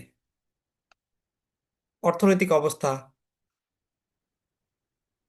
আচ্ছা, কেন্দ্রীয় ব্যাংকের নীতি, সেন্ট্রাল ব্যাংক পলিসি, যদি কেন্দ্রীয় ব্যাংক মনে করে যে মুদ্রাস্ফীতি বৃদ্ধি পাচ্ছে, তখন তারা কি করে, মুদ্রাস্ফীতি নিয়ন্ত্রণ আনতে সুদের হারটা বাড়ায় দেয়। আর যদি দেখে যে আহ, অর্থনীতিতে মন্দা যাচ্ছে, বিনিয়োগ হচ্ছে না, তখন কেন্দ্রীয় ব্যাংক কি করে, যে সুদের হারটা কমায় দেয়, কারণ সুদের হার কমায় দিলে মানুষজন ঋণ নিবে বেশি, ব্যবসায়ীরা ঋণ নিবে, তখন তখন এই ঋণটা কি করবে, সে বিনিয়োগ করবে, বিনিয়োগ করলে এমপ্লয়মেন্ট অপরচুনিটি বাড়বে, কর্মসংস্থান বাড়বে। সো এটা ব্যাপারটা বুঝতে হবে যে অর্থনীতিতে মন্দা থাকলে আপনার আহ, সুদের হারটা আপনি কমাবেন, আর যদি মুদ্রাস্ফীতি বাড়ে তখন আপনি সুদের হারটা বাড়াবেন। সো এটাও একটা গুরুত্বপূর্ণ মানে কনসেপ্ট। এখান থেকেও আপনার কনসেপচুয়াল প্রশ্ন আসতে পারে, সরাসরি প্রশ্ন আসে না, কিন্তু এই এই আপনি যদি কনসেপ্ট ক্লিয়ার থাকে তখন কিন্তু আপনি এগুলো বানায় লিখতে পারবেন। আচ্ছা, এটা আমাদের গতবার আসছিল যে নমিনাল ইন্টারেস্ট রেট, তারপর রিয়াল ইন্টারেস্ট রেট। তো রিয়াল নমিনাল ইন্টারেস্ট রেট কোনটা, যেটা আমরা the interest rate paid on a loan or investment, একটা লোন বা ইনভেস্টমেন্টের উপর আমরা যে সুদটা দিই সেটাই হলো নমিনাল ইন্টারেস্ট রেট।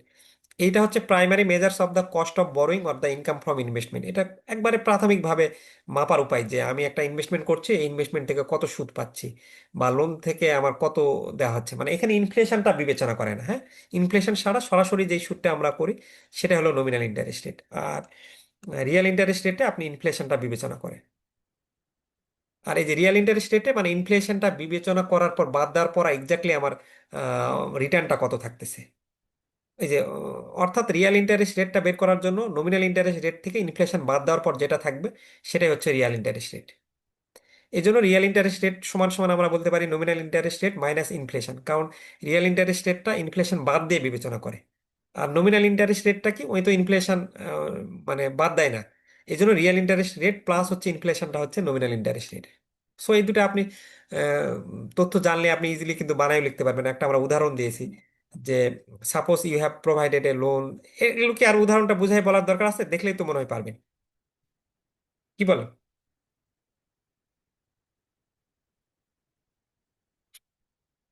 সো দেখে নিয়ে উদাহরণটা ওই জিনিসগুলোই বলছি যে কি বলে পার্থক্যটা ভালো করে পড়বেন, হয়তোবা পার্থক্যটা আপনার ওই ডিফারেন্সে আসতে পারে। একটা জিনিস আমি বলি, যেখানে পার্থক্য দেখবেন খুবই ভালো করে পার্থক্যগুলো পড়বেন, কারণ ওই আপনার মাথায় টার্গেট থাকবে যে ওই 10-এর মধ্যে আমি 10 তুলবো, যেন কোনোভাবে ওই 10 যেন মিস না হয়। ওই 5টা পার্থক্য ভালো করে দিবেন, একবারে কাটা 10 মার্কস। আর কি বলে সংক্ষিপ্ত প্রশ্ন 10টা যদি নাও কমন পান, 6টা যদি কমন পান, 6 × 2 = 12, 12 আর 10-এ কত হয়ে যাচ্ছে, 22 হয়ে যাচ্ছে। বাকি 23-24 পাওয়া তো কোনো ব্যাপার না। এত 200-300 পেজের বই পড়ার তো দরকার নাই, একটু বুদ্ধি করে পড়লে। আচ্ছা, আহ, আমরা নামিক সুদের হার বলতেছি ঋণ বা বিনিয়োগের উপর প্রদত্ত সুদের হার। এটা ওই মুদ্রাস্ফীতি বাদ দিয়ে, এটা মুদ্রাস্ফীতি বিবেচনা করে না, নমিনাল তারপর প্রকৃত সুদের হার বিবেচনা করে। এই কথাগুলো সেম জিনিস আসছে, সেম দেখে নিন। সেম জিনিস আমরা না আলোচনা করি, ভালো করে nominal interest rate real interest rate পড়তে হবে আমাদের। মনিটারি সিস্টেম বলতে কি বোঝেন, হঠাৎ the constitution of monetary system. দেখেন এই যে আইবিবি টেক্সট বইয়ের প্রশ্ন সরাসরি হুবহু আসছে। যে এইভাবে আইবিবি টেক্সট বইয়ের নাম্বার থাকা মানেই আপনি বুঝবেন যে এটা খুবই গুরুত্বপূর্ণ। এটা আর বাজারের কোনো বই পাবেন না, আইবিবি টেক্সট বইয়ের নাম্বার এরভাবে দেওয়া। মুদ্রা ব্যবস্থা হলো এমন একটি কাঠামো যা একটা দেশের অর্থনীতির মধ্যে মুদ্রার প্রবাহ প্রচলনা করে। একটা মুদ্রা ব্যবস্থার বিভিন্ন কি সেন্ট্রাল ব্যাংক থাকে, সেখানে কমার্শিয়াল ব্যাংক থাকে, সরকার থাকে। সেন্ট্রাল ব্যাংকের কাজ কি, কমার্শিয়াল ব্যাংকের কাজ কি, গভর্নমেন্টের কাজ কি, এগুলো একটু বই থেকে দেখে নেবেন। এগুলো এমনিতেই ফিনান্সিয়াল মার্কেটস, এগুলো খুবই সহজ প্রশ্ন, পারবেন আর কি। সেন্ট্রাল ব্যাংক কি করে, ব্যাংক নোট এবং মুদ্রা ইস্যু করে, মুদ্রানীতি নির্ধারণ করে, সুদের হার মুদ্রার সরবরাহ নির্ধারণ করে, বাণিজ্যিক ব্যাংকগুলো তদারকি করে। এগুলো আমরা পরবর্তী চ্যাপ্টারে প্রচুর শুধু সেন্ট্রাল ব্যাংক নিয়েই পড়বো। সো এখন এখানে আর কোনো আলোচনা, বাণিজ্যিক ব্যাংকও কি করে এগুলো জানেন, যে লোন দেয় নাই। আমরা আরেকটা কনসেপচুয়াল প্রশ্ন আছে এখানে, আমি এই যে মানি ক্রিয়েশন, এই প্রশ্নটা খুব গুরুত্বপূর্ণ, হ্যাঁ, খুব ভালো করে পড়বেন। যে ব্যাংক কিভাবে মানি ক্রিয়েট করে। বা আপনার প্রশ্নটা আসতে পারে simple model of multiple deposit creation, deposit multiplayer কি, ডিপোজিট ক্রিয়েশন মানি মাল্টিপ্লেয়ার কি, এরভাবে প্রশ্নটা আসতে পারে। টি অ্যাকাউন্ট কি। তো এই প্রশ্নটা হয় ব্রড কোয়েশ্চেন বা শর্ট কোয়েশ্চেন, কোনো না কোনো ফরম্যাটে আসে। সো এইভাবে পড়বেন। আচ্ছা, কিভাবে অর্থ সৃষ্টি করে একটা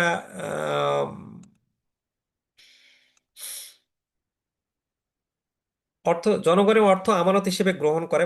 মানুষ মানুষ যখন কি বলে ডিপোজিট হিসেবে রাখে, ব্যাংক এই ডিপোজিটটা নিয়ে কি করে, এটা কি সে ফেলে রাখে, এই ডিপোজিটটা সে লোন হিসেবে দেয়। তখন কি এইভাবে একটা মানি ক্রিয়েট হয়।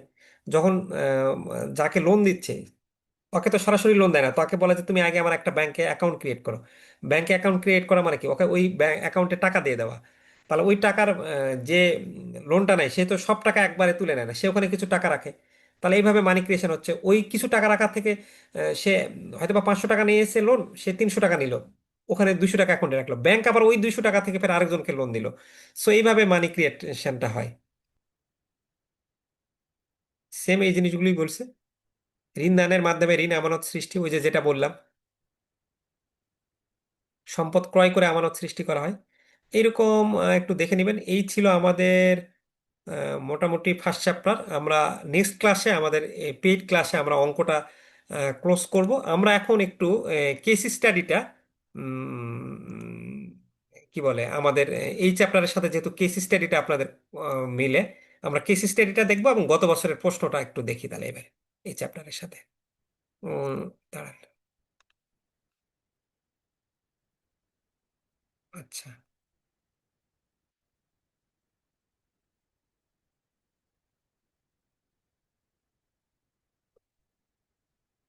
এই যে হোয়াট ইজ মানি, মুদ্রা কি, আমরা পড়লাম কিছুক্ষণ আগে। খালি এইটা আমাদের ছিল না, কোয়ান্টিটি থিওরি অফ মানি, এর তাৎপর্য সীমাবদ্ধতা। বাট আপনি দেখেন নমিনাল সুদের হার, প্রকৃত সুদের হার, মুদ্রাস্ফীতির মধ্যে সম্পর্ক, সরাসরি প্রশ্ন নাই কিন্তু, বাট নমিনাল ইন্টারেস্ট রেট, আপনি রিয়েল ইন্টারেস্ট রেট যখন আপনি জানবেন তখন কিন্তু আপনি এগুলো ব্যাখ্যা কিন্তু করতে পারবেন পড়লে। তারপর অর্থনীতিতে উচ্চ মুদ্রাস্ফীতি নিয়ন্ত্রণে কেন্দ্রীয় ব্যাংক কিভাবে ভূমিকা রাখতে পারে তা আলোচনা করুন। তাহলে আপনি দেখেন যে এই ওপেন মার্কেট অপারেশন, তারপর আপনি সিআরআর পড়লেন, তারপর কিভাবে উম, সুদের হার সেন্ট্রাল ব্যাংক বাড়াচ্ছে কমাচ্ছে, হ্যাঁ, এটা পড়লেন। সরাসরি প্রশ্ন নাই কিন্তু, ওই যে আপনার কনসেপ্ট ক্লিয়ার হলে এই প্রশ্নের উত্তর দিতে পারবেন না আপনি, পারবেন কিন্তু তখন।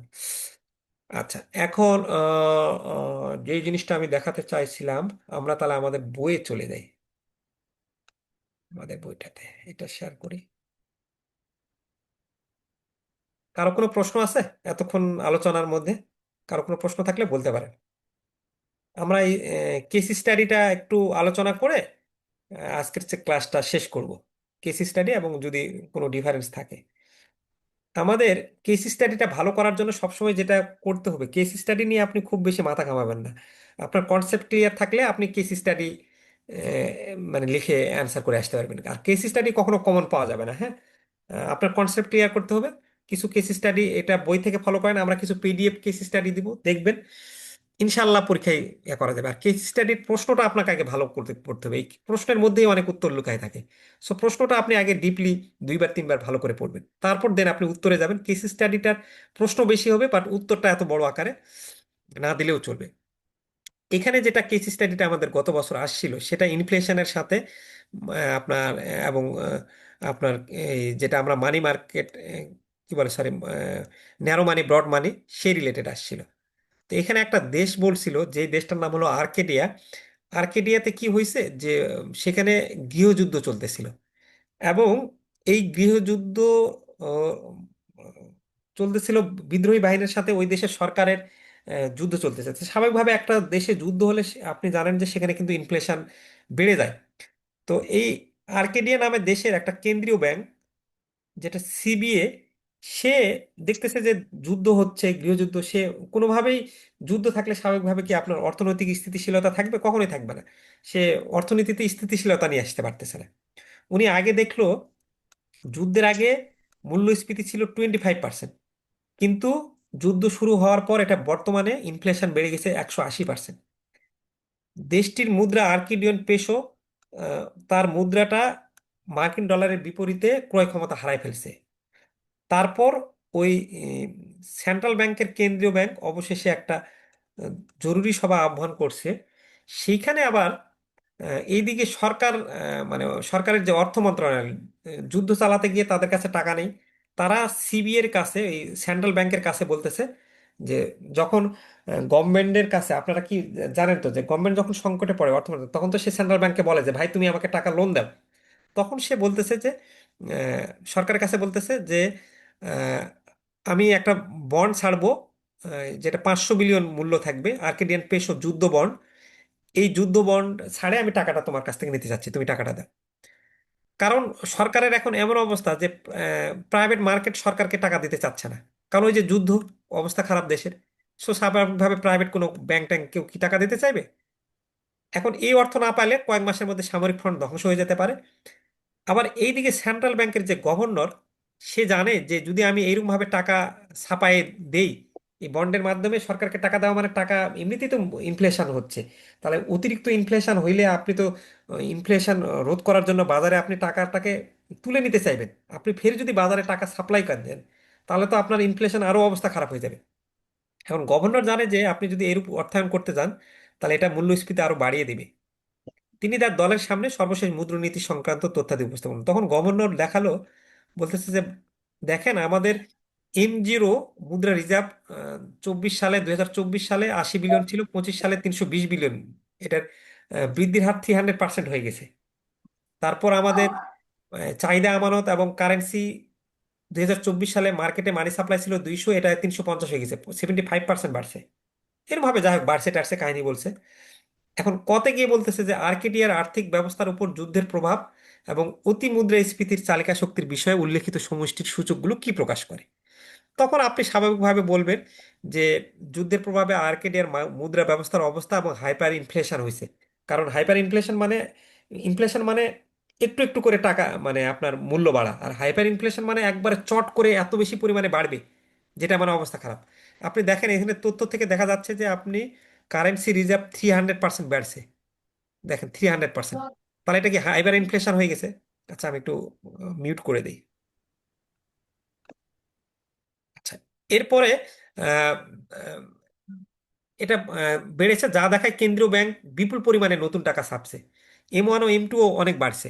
অর্থাৎ যুদ্ধের কারণে উৎপাদন কমে যাওয়ার পরও বাজারে আপনার অতিরিক্ত টাকা ঘটতেছে, এত বেশি টাকা এবং কম পণ্য মিলে হাইপার ইনফ্লেশন তৈরি হচ্ছে। এর সাথে মুদ্রার মান কমে যাওয়া এবং মানুষের হাসতা বাড়ানো কারণ এই যে এত বেশি পরিমাণে মানুষের হাতে যে যুদ্ধ হচ্ছে, তারপর মানুষের হাতে এত পরিমাণ টাকা ঘুরে বেড়াচ্ছে, এদিকে উৎপাদন কম, তাহলে মানুষের হাতে টাকা অনেক, বাজারে সাপ্লাই নেই, স্বাভাবিকভাবে তখন ইনফ্লেশন হবে। এই কারণে হাইপার ইনফ্লেশনটা হয়েছে, আপনি এটা বলবেন এই যুদ্ধের প্রভাবের কারণে আপনি এইগুলো দেখতেছেন যে অনেক পরিমাণে বেড়ে গেছে। এবং এটার এই যে অতি মুদ্রাস্ফীতি বা এটাকে বলা হাইপার ইনফ্লেশন বাংলায়, হ্যাঁ, এটা হাইপার ইনফ্লেশন হয়েছে।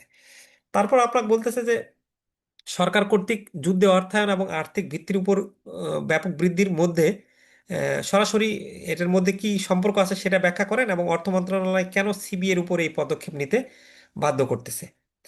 এখন যুদ্ধ খরচ মেটানো এবং এমজো বৃদ্ধির সরাসরি সম্পর্ক অর্থ মন্ত্রণালয় কেন চাপ দিচ্ছে, কারণ কেন্দ্রীয় ব্যাংক যখন সরাসরি যুদ্ধ বন্ড কেনে, তখন সে সরকারকে নতুন টাকা করে সরকারকে দিবে, সরকার ওই টাকা খরচ করলে স্বাভাবিকভাবেই কারেন্সি এবং রিজার্ভের পরিমাণ ওই যে M0 পরিমাণ বেড়ে যাবে। সরকারের কাছে তো টাকা নেই, সরকার তো এখন প্রাইভেট ব্যাংকের কারো কাছে টাকা সে পাচ্ছে না। এখন অর্থ মন্ত্রণালয় এই পথটা চাপিয়ে দিচ্ছে, কারণ যুদ্ধের কারণে সে বাজারে উৎপাদন নাই, উৎপাদন না হওয়ার কারণে ট্যাক্স কমে গেছে, সে নিতে পারতেছে না। তারপর গতে আমরা বলতেছি যে M0 কেন M1 এর চেয়ে বেশি হারে বেড়েছে, ব্যাংক এবং জনগণের আচরণ কি বুঝায়, M2 কেন M1 এর চেয়ে বেশি বাড়ছে। গতে বলছে যে এই যে আমরা দেখতেছি যে M0-র যে প্রবৃদ্ধি, M0-র তুলনায় M1 এর প্রবৃদ্ধিটা কেন বেশি দ্রুত হচ্ছে, এবং ব্যাংক এবং জনগণের আচরণ সম্পর্কে কি পাওয়া যায়। এখন বলছে যে M0 অনেক বেশি বেড়েছে কারণ কেন্দ্রীয় ব্যাংক বিপুল রিজার্ভ এবং নগদ বাজারে ছাড়ছে, এটা আমরা জানি, কিন্তু তার সবটা ডিমান্ড ডিপোজিট আকারে এখনো রূপান্তরিত হয়নি। ডিমান্ড ডিপোজিট মানে ওই যে আপনার ব্যাংকের কাছে যাওয়া আর কি, যেটা। তাহলে ব্যাংকগুলো ঝুঁকি বেশি দেখে, ডিমান্ড ডিপোজিট মানে ওই যে মানুষের হাতে টাকাটা যাওয়া, তো ব্যাংক আবার ঝুঁকি দেখে কিন্তু ব্যাংক ঋণ দিচ্ছে না, সে রিজার্ভ ধরে আপনার রাখতেছে আর কি, হ্যাঁ। আর সাধারণ মানুষও ব্যাংকের উপর আস্থা কম থাকায় বেশি নগদ টাকা হাতে রাখতেছে। এখন এমন একটা অবস্থা হয়েছে যে মানুষ ব্যাংকে ওই যে যেমন আমাদের 5ই আগস্টের পরবর্তী কি অবস্থা, যে মানুষ ব্যাংকে টাকা রাখতেও ভয় পাচ্ছে। তখন এই কারণে কি হচ্ছে, M2 M1 এর চেয়ে বেশি বেড়েছে, কারণ সেভিংস এবং টাইম ডিপোজিট তুলনামূলক বেশি বাড়ছে। সম্ভবত ব্যাংকগুলো উচ্চ নামমাত্রে সুদ দিচ্ছে বা কিছু বাধ্যতামূলক সঞ্চয় স্কিম আছে, এর ফলে মানুষ কিছু টাকা দীর্ঘমেয়াদে জমা রাখছে, যদিও প্রকৃত মান কমে যাচ্ছে। আর সবার শেষে বলছিল যে যদি সিবিএ সরাসরি 500 বিলিয়ন এপি মূল্যের যুদ্ধ বন্ড কেনার অর্থায়নের সম্মতি দেয়, এই কেন্দ্রীয় ব্যাংক যদি বলে যে হ্যাঁ আপনি যুদ্ধ বন্ড সে কিনবে, কিনার মাধ্যমে সে টাকা দিবে, তাহলে এর তাৎক্ষণিক প্রভাব M0-র উপর কি হবে, পরবর্তী 6-12 মাসের মধ্যে মূল্যস্ফীতি কি হবে, অর্থনৈতিক কর্মকাণ্ডের উপর সম্ভাব্য পরিণতি কি হবে। তাৎক্ষণিক প্রভাব M0 বাড়বে, পরবর্তী 6-12 মাসে আরো মূল্যস্ফীতি বাড়বে, হাইপার ইনফ্লেশন হবে, এবং আহ, আপনার অর্থনীতিতে কি বলে মন্দা বিরাজ করবে, এবং স্বাভাবিকভাবে আপনার প্রোডাকশন কমে যাবে, অনিশ্চয়তা বাড়বে। পার ডিতে ডিফারেন্স আমরা বলছি যে M1 এবং M2, এটা M1 M2 ডিফারেন্স আমরা পড়ে আসছি। নমিনাল ইন্টারেস্ট রেট, মানি ইন্টারেস্ট রেট আমরা ডিফারেন্স পড়ে আসছি, এখান থেকে আসতে পারে। অর্থ যোগান কাকে বলে এবং অর্থের মধ্যে ডিফারেন্স হইতে পারে, এটা আপনি অর্থ যোগান এবং অর্থের ডেফিনেশন দিলে দিয়ে দিতে পারেন। আর আপনার 6 BPA তে ইনফ্লেশন এবং হাইপার ইনফ্লেশনের একটা ডিফারেন্সিয়েশন আসছিল। ইনফ্লেশন মানে আপনার ধীরে ধীরে অর্থটা মানে দাম বাড়া, আর হাইপার ইনফ্লেশন মানে পণ্যের দাম খুব দ্রুত এবং অস্বাভাবিকভাবে বৃদ্ধি হওয়া। এই ইনফ্লেশনের দাম ধীরে ধীরে পরিবর্তন হবে, হাইপার ইনফ্লেশনের দাম প্রতিদিন বা অল্প সময়ের মধ্যে বড় পরিবর্তন হবে।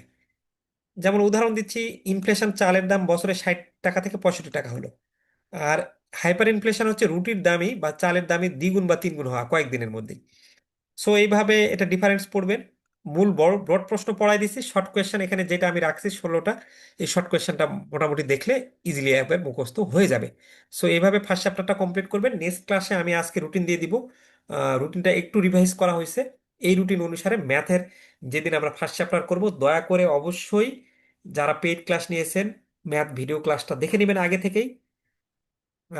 তাহলে দেখে নিলে আমি যখন আলোচনা করব একদমই পানির মতন সহজ হবে। আর যারা আমাদের পেইড ক্লাসটা নিতে চান, ক্লাস দেখে মনে করতেছেন যে না একটুকু ইনভেস্টমেন্ট করি, MFS নিয়ে পড়ে থাকার কোনো দরকার নেই, তারা আমাদের ওই হোয়াটসঅ্যাপ পেইড গ্রুপে, অথবা আমাদের নাম্বার হচ্ছে 017535517 নাম্বারে মেসেজ দিবেন। আপনারা প্রত্যেকটা ক্লাসে অ্যাটেন্ড করার সুযোগ পাবেন। এই চ্যাপ্টারের অঙ্ক করা থেকে শুরু করে আমরা মডিউল ইর অঙ্কগুলো খুব সহজেই বুঝিয়ে দিব। আর প্রতিটা চ্যাপ্টার এরভাবে ধরে ধরে আপনাদেরকে বুঝিয়ে দিব আমরা, যেন আপনাদের বুঝতে সুবিধা হয়। আর যে কোনো প্রশ্ন সমস্যা হলে আমাদের MFS এর পেইড গ্রুপ আছে, ওই পেইড গ্রুপে আপনারা নক দিবেন। এখন আপনাদের কাজ হবে আগামী দিন শনিবারে এই চ্যাপ্টারটা কালকে কমপ্লিট করে ফেলা, এই চ্যাপ্টারটা না রাখা। তাহলে মুখস্থ করে ফেললে চ্যাপ্টারটা সঙ্গে সঙ্গে হয়ে যাবে। এবং এই চ্যাপ্টারটা কেমন গুরুত্বপূর্ণ আপনি দেখতে পাচ্ছেন, প্রায় 15-20 মার্কস মতো চলে আসতেছে এই চ্যাপ্টার। তাহলে 20 মার্কস এখান থেকে যদি আসে, এটাই যদি ভালো করে দেন, তাহলে 20 থেকে তো না হলেও 10-12 পাবেনই। সো আমি ক্লাসটা এখানেই শেষ করতে চাচ্ছি। লাস্ট কারো কোনো প্রশ্ন বা কোনো কিছু বলার থাকলে আমরা 5 মিনিট নিব, নিয়ে আমরা ক্লাসটা ক্লোজ করে দেবো, অনেক বড় হয়ে গেছে তাই। কারো কোনো প্রশ্ন আছে বা কোনো কিছু জানার আছে, তাহলে আমরা ক্লাসটা ক্লোজ করে দেবো। আচ্ছা, আমি একটু দেখি। হ্যাঁ, পার্থক্য আর সংক্ষিপ্ত প্রশ্ন সব থেকে কাজে দেবে জি।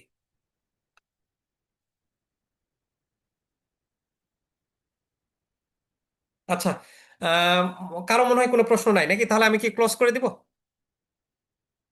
ক্লাসটা সম্পর্কে বোঝা টোঝা গেছে কিনা একটু আপনাদের মতামত দেন, বা কিভাবে ক্লাসটা জি, নেক্সট কোনো কিছু করতে পারেন। হ্যাঁ, কথা ভালো লাগছে, হ্যাঁ, অনেক কিছু শেখাচ্ছে। বিশেষ করে আমি আজকে একটা, গত বছরে সে একটা নতুন জিনিসটা শিখলাম। সেটা হলো যে saving money, saving account and saving deposit. জি। হ্যাঁ, ওই হ্যাঁ, ছোটখাটো কনফিউশন গুলো হয় আমাদের পরীক্ষাতে। এটা খুবই মানে একটা শিক্ষণীয়, কারণ একটা অঙ্কের মধ্যে যদি আমি দুইটা দুই ভাগে দিয়ে দিতাম, সেটা যদি এক এক এক অংশেই দিয়ে দিতাম, তাহলে তো পুরো অঙ্কটাই আমার মিস হয়ে যেত। পুরো অঙ্কই ভুলে যাবে জি। জি আমরা ওই যে ন্যারো, আপনার পেইড ক্লাসে যখন অঙ্ক করব আরো কিছু কনফিউশন থাকে অনেকেরই হয়, তখন সেগুলো আমি দরকার হলে আলাদাভাবে আপনাদেরকে বলে দিব নি আবার। আর জি, পরের ক্লাসটা গুরুত্বপূর্ণ, পরের ক্লাসটা করবেন অবশ্যই। আমাদের রুটিনটা একটু দিয়ে দিবেন আপডেট, হ্যাঁ, আমরা রুটিনটা, আপডেট ইনশাল্লাহ রুটিনটা চেষ্টা করব। আজকে দিয়ে দিচ্ছে। ওই যে আগে তো দিছিলামই, ওটা খালি একটু মানে চেঞ্জ হয়েছে, ওটা দিয়ে দিচ্ছি এখনই। জি পেইড গ্রুপেও দিয়ে দিচ্ছি, আর ফ্রি গ্রুপেও দিয়েছি। যারা বই নিয়েছেন দয়া করে যে ফ্রি ক্লাসগুলো আছে, অ্যাটলিস্ট ফ্রি ক্লাসগুলো আমাদের করবেন সরাসরি লাইভ, তাহলে আপনারও কাজে দেবে। অ্যাটলিস্ট ফার্স্ট চ্যাপ্টার জি, সেকেন্ড আমি চ্যাপ্টার তাড়াতাড়ি হলেও তো কাজ বইটা হবে। একটু হাতে পাবো, একটু বইগুলো হাতে দ্রুত একটু পাঠানোর চেষ্টা করবেন। 286 রুটিনটা নাম্বার আগে অর্ডার, কোথায় দিয়েছেন স্যার? কালকে এটা এই দুশো ছিয়াশি শনিবারে কালকে চলে যাবে সবগুলি, আমরা দিয়ে দিব ইনশাল্লাহ। রবিবার, স্যার। সোমবার, মঙ্গলবারের মধ্যে সবাই পেয়ে যাবে। আসসালামু আলাইকুম স্যার। স্যার আসসালামু জি, আলাইকুম। ওয়ালাইকুম আসসালাম। জি, ইমন ভাই। আচ্ছা, জি জি জি বলো। স্যার, এই অধ্যায়ে ম্যাথ ক্লাসটা কবে নাগাদ হতে পারে জানতে চাচ্ছিলাম। এটা ম্যাথেরও রুটিন করা আছে, আমি ওই যে রুটিনটা, আচ্ছা আমি রুটিনটা মনে হয় এখানেই দেখাই দেই, আপনারা যেহেতু বলতেছেন। দাঁড়ান একটু সবাই, আমি স্ক্রিনটা শেয়ার করি। কেন আহ, বললাম, যেহেতু অধ্যায়টা পড়েছি সাথে সাথে ম্যাথটাও দেখে ফেললে, হ্যাঁ, অথবা হ্যাঁ, পরের ক্লাসটা ম্যাথ নিলে ভালো হবে। খুবই ভালো। পরে ক্লাসে ম্যাথ নিব আমি।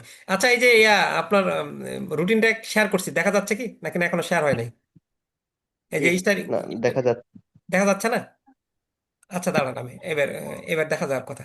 এই যে দেখেন study group 36 6 BP JABP online live ফেব্রুয়ারি মাসের ক্লাস রুটিন। আচ্ছা দেখেন, জানুয়ারি 30 তারিখে আমরা এটা ক্লাসটা করলাম, এই টাইমটা ভুল দিয়েছি আমি, যাই হোক মডিউলে। আহ, এরপর এটা আমরা দিয়েছি হলো ফেব্রুয়ারির 7 তারিখে। মডিউল এর ম্যাথ করব আমরা, প্লাস হচ্ছে মডিউল B+C করার চেষ্টা করবো, হ্যাঁ। অর্থাৎ সামনে শনিবার আর সামনে শুক্রবারে আমরা সেমিনার করব।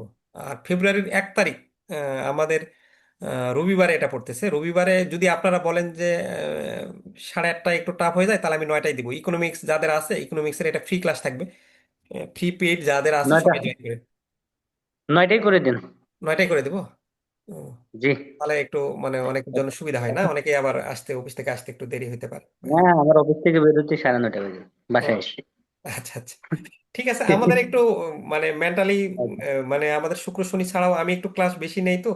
ও, একদিনে মানে অত মানে মেন্টর আছে তো, কেউ কেউ যে একদিনে অনেক কিছু করে তো। আমরা শুক্র শনি ছাড়াও মাঝে মধ্যে করা লাগবে। আর আমি চিন্তা ভাবনা করলাম যে অনেকে ফেব্রুয়ারির 9 তারিখ থেকে ক্লাস শুরু করতেছে, ওইটা বেশি দেরি হয়ে যায়। কারণ আপনাদের আবার রোজা আছে তো সামনে, রোজার মধ্যে ক্লাস রোজার করা তো মধ্যে তো টাফ। আর করা যাবে না। হ্যাঁ, রোজার মধ্যে সময় দেওয়া কঠিন হয়ে যায়। কম হয়। এই জন্য আমি এই যে মোটামুটি ফেব্রুয়ারির 20 তারিখের আগেই প্রায় আপনার 1 2 3 4 5 6 মানে 9 10টা ক্লাস দিয়ে দিছি। আর অনেকে ক্লাসই শুরু করছে 9 তারিখে, তো আমি ভাবলাম যে না, আগে থেকে ক্লাসটা শুরু করি, নাহলে অনেক টাফ হয়ে যাবে। এটাই স্যার ভালো হয়েছে, দ্রুত শেষ করাই ভালো। হ্যাঁ, দ্রুত শেষ জি জি করাই জি। ভালো, নাহলে ওইদিকে আপনার পরে তখন আবার অনেক দ্রুত শেষ করলে টেনশন পরবর্তীতে হবে। আমরা সমস্যা হলে আপনার সাথে যোগাযোগ করে রিভিউ করে নিতে পারবো। হ্যাঁ, রিভিউ করে নিতে পারবেন। ঠিক আছে, তাহলে আমি এখানে জি, ক্লাসটা শেষ আসসালামু করব। আলাইকুম। ওয়ালাইকুম আসসালাম। সবাই ভালো থাকবেন, স্যার, হ্যাপি থাকবেন, অ্যাক্টিভ থাকবেন। সকলের জীবন ফি মঙ্গল কামনা আমানিল্লাহ। স্যার করে একটা জিনিস, ক্লাসে। জি স্যার জি। একটা কোশ্চেন করি স্যার। জি জি। স্যার আজকে ক্লাসটা আমি প্রথম করলাম, বেশ ভালো লেগেছে।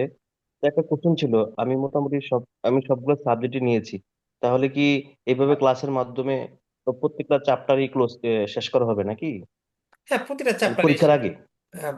মানে ইনশাল্লাহ, মানে আমার দায়িত্ব আমি যেহেতু নিয়েছি, ইনশাল্লাহ আপনাদের সবগুলো মানে যে কয়টা ক্লাস লাগে, যদি আমরা দেখি যে 4টা ক্লাসে হয়ে যাচ্ছে, যদি এই সাবজেক্ট 4টা ক্লাসে লাগছে না, 6টা ক্লাস যদি লাগে 6টা ক্লাসে, মানে আপনাকে বোঝানোর জন্য আমার যে কয়টা ক্লাস লাগবে ইনশাল্লাহ সেটা করবো। আর আমরা এবার বইটাতে যে কাজটা করছি, এটা তো আমার মনে হয় গ্রেট কাজ করছি, মানে আগের বারে ছিল না এটা। প্রতিটা চ্যাপ্টারে আমি সুন্দর সুন্দর করে কিউআর কোড দিয়েছি। সো মানে আমার ধরে নেন এমএফএস ক্লাস, আপনার ইকোনমিক্স নাই, এমএফএস ক্লাসটা আমার ফেব্রুয়ারির 7 তারিখ, আপনার বসে থাকার ইচ্ছা হচ্ছে না, আপনি কালকেই অঙ্ক শিখবেন। তাহলে আপনি না থেকে আমার ওই কিউআর কোডটা স্ক্যান করেন, করলেই তো আপনি সবার শেষের দিকে ওই যেই ক্লাসটা আপনার নিয়ে আসবে, ওখানে তো প্রথম দিকে আমি থিওরি আলোচনা করছি, শেষে অঙ্ক আলোচনা করছি, সেই অঙ্কটা দেখে আপনি কিছুটা এগিয়ে রাখেন, তারপর পরে আমি যেদিন ক্লাস করাবো তখন আপনার অঙ্ক একদমই ক্লিয়ার হয়ে যাবে। সো ওইটাকে কাজে লাগান, যেহেতু আমি এই সুযোগটা দিছি যারা পেইড নিয়েছেন, বইয়ের কিউআর কোডটাকে, থ্যাংক হ্যাঁ। You sir. স্যার একটা কোশ্চেন ছিল ওকে। স্যার। জি বলেন।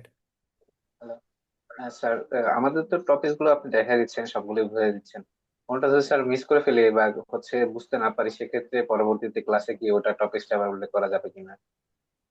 আচ্ছা, এইটা আমি সরাসরি রেকর্ড আমরা ফেসবুক গ্রুপে যেটা মিস হবে, অনেক আপুরা গত বছর হয়েছে বা অনেকেই আমাদের পেইড ক্লাসে 50% অনেকে অ্যাটেন্ডই করে না বা করতে পারে না, তাই বলে কি তারা ক্লাসটা দেখে না? তারা দেখে না। এই ক্লাসটা হওয়ার সাথে সাথেই আমি গত বছর এমনও হয়েছে আমার খুব কষ্ট হয়ে গেছে, তারপর ওই দিনই ক্লাসটা দিয়ে দিছি। বা আজকে একটু এটা দিব না, আমাদের ফেসবুক গ্রুপে, এটা আমি ফেসবুক সিক্রেট গ্রুপে কালকে ক্লাসটা দিয়ে দিব। সো আপনাদের কাজ হবে যে এই ক্লাসটা দেখা যাচ্ছে যে মাঝখানে শুরু করছেন বা আপনি চাচ্ছেন যে আমি আরেকবার ক্লাসটা শুনি, বা অনেক আপু গতবার এরকমও করছে, কিছু কিছু এজিএম আপু আমি শুনতাম যে ওনারা কিচেনে রান্না করতেছে, ওনারা মোবাইলটা ছেড়ে দিয়ে ওই ভয়েসটা শুনতেছে আর রান্না করতেছে। সো আপনিও যদি এরকম থাকেন বা একটা হেডফোনে শুনলেন, আপনি বাসে যাতায়াত করতেছেন, ক্লাসটা আবার রিভিউ করার সুযোগ আছে, যেহেতু রেকর্ড আছে, রেকর্ড আমি ফেসবুক সিক্রেট গ্রুপে দিয়ে দিব। সো ফেসবুক সিক্রেট গ্রুপে আবার আপনি ক্লাসটা দেখতে পারবেন। সো আমার পরামর্শ থাকবে, আপনি ক্লাসটা মানে আগের পড়াটা আপনি যদি বুঝতে পুরো ক্লিয়ার না থাকে, আপনি আরেকবার ক্লাসটা দেখে ফেলেন, অবশ্যই বুঝতে পারবেন। আর যদি না একান্তই বুঝতে পারেন, আমি তো আছি, সেটা আবার রিভিউ করব। স্যার আর থ্যাংক ইউ স্যার। আমাদের যারা পেইড গ্রুপে অ্যাড হয়েছেন কিন্তু কোনো একটু চেক করেন তো আপনারা, এটা আমাদের অনেক রাশ গেছে তো, 2 1 জনের এরকম হইতে পারে যে আমাদের ফেসবুক সিক্রেট গ্রুপে অ্যাড করানো হয়নি হয়তো বা। তাহলে না অ্যাড হইলে আপনি ওই ফেসবুক সিক্রেট গ্রুপে অ্যাড হইন। আমরা এই ক্লাসগুলো হওয়ার সাথে সাথে আমরা পরবর্তীতে আবার এই 7 বিপি এর ক্লাসের রেকর্ডগুলো সিরিয়াল অনুসারে দিয়ে দিব। আচ্ছা স্যার, জি স্যার, থ্যাংক ইউ স্যার। ঠিক আছে। আর কেউ প্রশ্ন করতে চাইলে আসসালামু লাস্ট আলাইকুম একটা ভাই, একটা কথা ছিল লিমন ভাই, জি জি, ওয়ালাইকুম আসসালাম। জি হালিম ভাই, লাস্ট এই প্রশ্নটা আপনার। একটা কোশ্চেন ছিল। জি আচ্ছা লিমন ভাই, ওই আমরা যে শর্ট নোটে ধরেন উপরে থেকে দুইটা তেমন পারতেছি না, কিন্তু তারপরে পারতেছি ভালোভাবে, ওই দুইটা কি শেষে লিখলে পরে কোনো প্রবলেম হবে, ওই শর্ট না কোয়েশ্চেন যখন ধারাবাহিক ভাবে মানে লিখতে না, হবে ফ্রিকুয়েন্টলি? যখন এই যে 1 থেকে 10টা যখন শর্ট কোয়েশ্চেন লিখবেন তখন। Right right right. আচ্ছা, শর্ট কোয়েশ্চেনের ক্ষেত্রে হালিম ভাই ইয়া কইরেন যে আম, এটা খুব টিচাররা বিরক্ত হয়, দেখা যাচ্ছে যে আপনি 8টা লিখছেন ফের পরে আরেক দিকে গিয়ে 2টা লিখছেন, আর এটা সেন্ট্রাল ব্যাংকের, ওরা তো আরো বেশি বিরক্ত হবে। আপনি কি বলে রাইট। যেটা থেকে পারতেছেন সেইটা নাম্বার দিয়ে দিয়ে লিখে যান, দরকার হলে ওইটা আপনি পরে যদি মনে করেন তাহলে ওই 2টা ফাঁকা রাখে ওই নিচের দিকে ওটা লিখে দিন। বাট একটা জায়গায় এটা লিখলেন, ব্রড কোয়েশ্চেন লিখলেন, ফের পরে ওখানে লিখলেন, ওইটা করেন না, না করাটাই ভালো। ওকে ওকে ওকে ওকে, থ্যাংক ইউ। Okay. আর আমার মনে হয় বইটা ভালো করে পড়লে আপনি 10টা কমন না পাইলেও 7টা 8টা কমন পাইলেও অনেক। 7টা কমন পাইলেও আপনি 7 দুগুণ 14 মার্কস লিখতে পারবেন যদি ভালো করে লিখতে পারেন। রাইট আর ভাই। আর ডিফারেন্সটা ওখানে থেকে হুবহু কমন পাবেন ইনশাল্লাহ। ডিফারেন্স কোনোটাই বাদ দিবেন না আমাদের হ্যান্ড নোটের। আর আপনি যেহেতু একটু কমার্স ব্যাকগ্রাউন্ডের, একটু চেষ্টা করেন, সময় দেন, ইনশাল্লাহ পারবেন। জি ভাইয়া, জি। জানাই আছে। হ্যাঁ, ঠিক আছে। Thank you. আসসালামু আলাইকুম।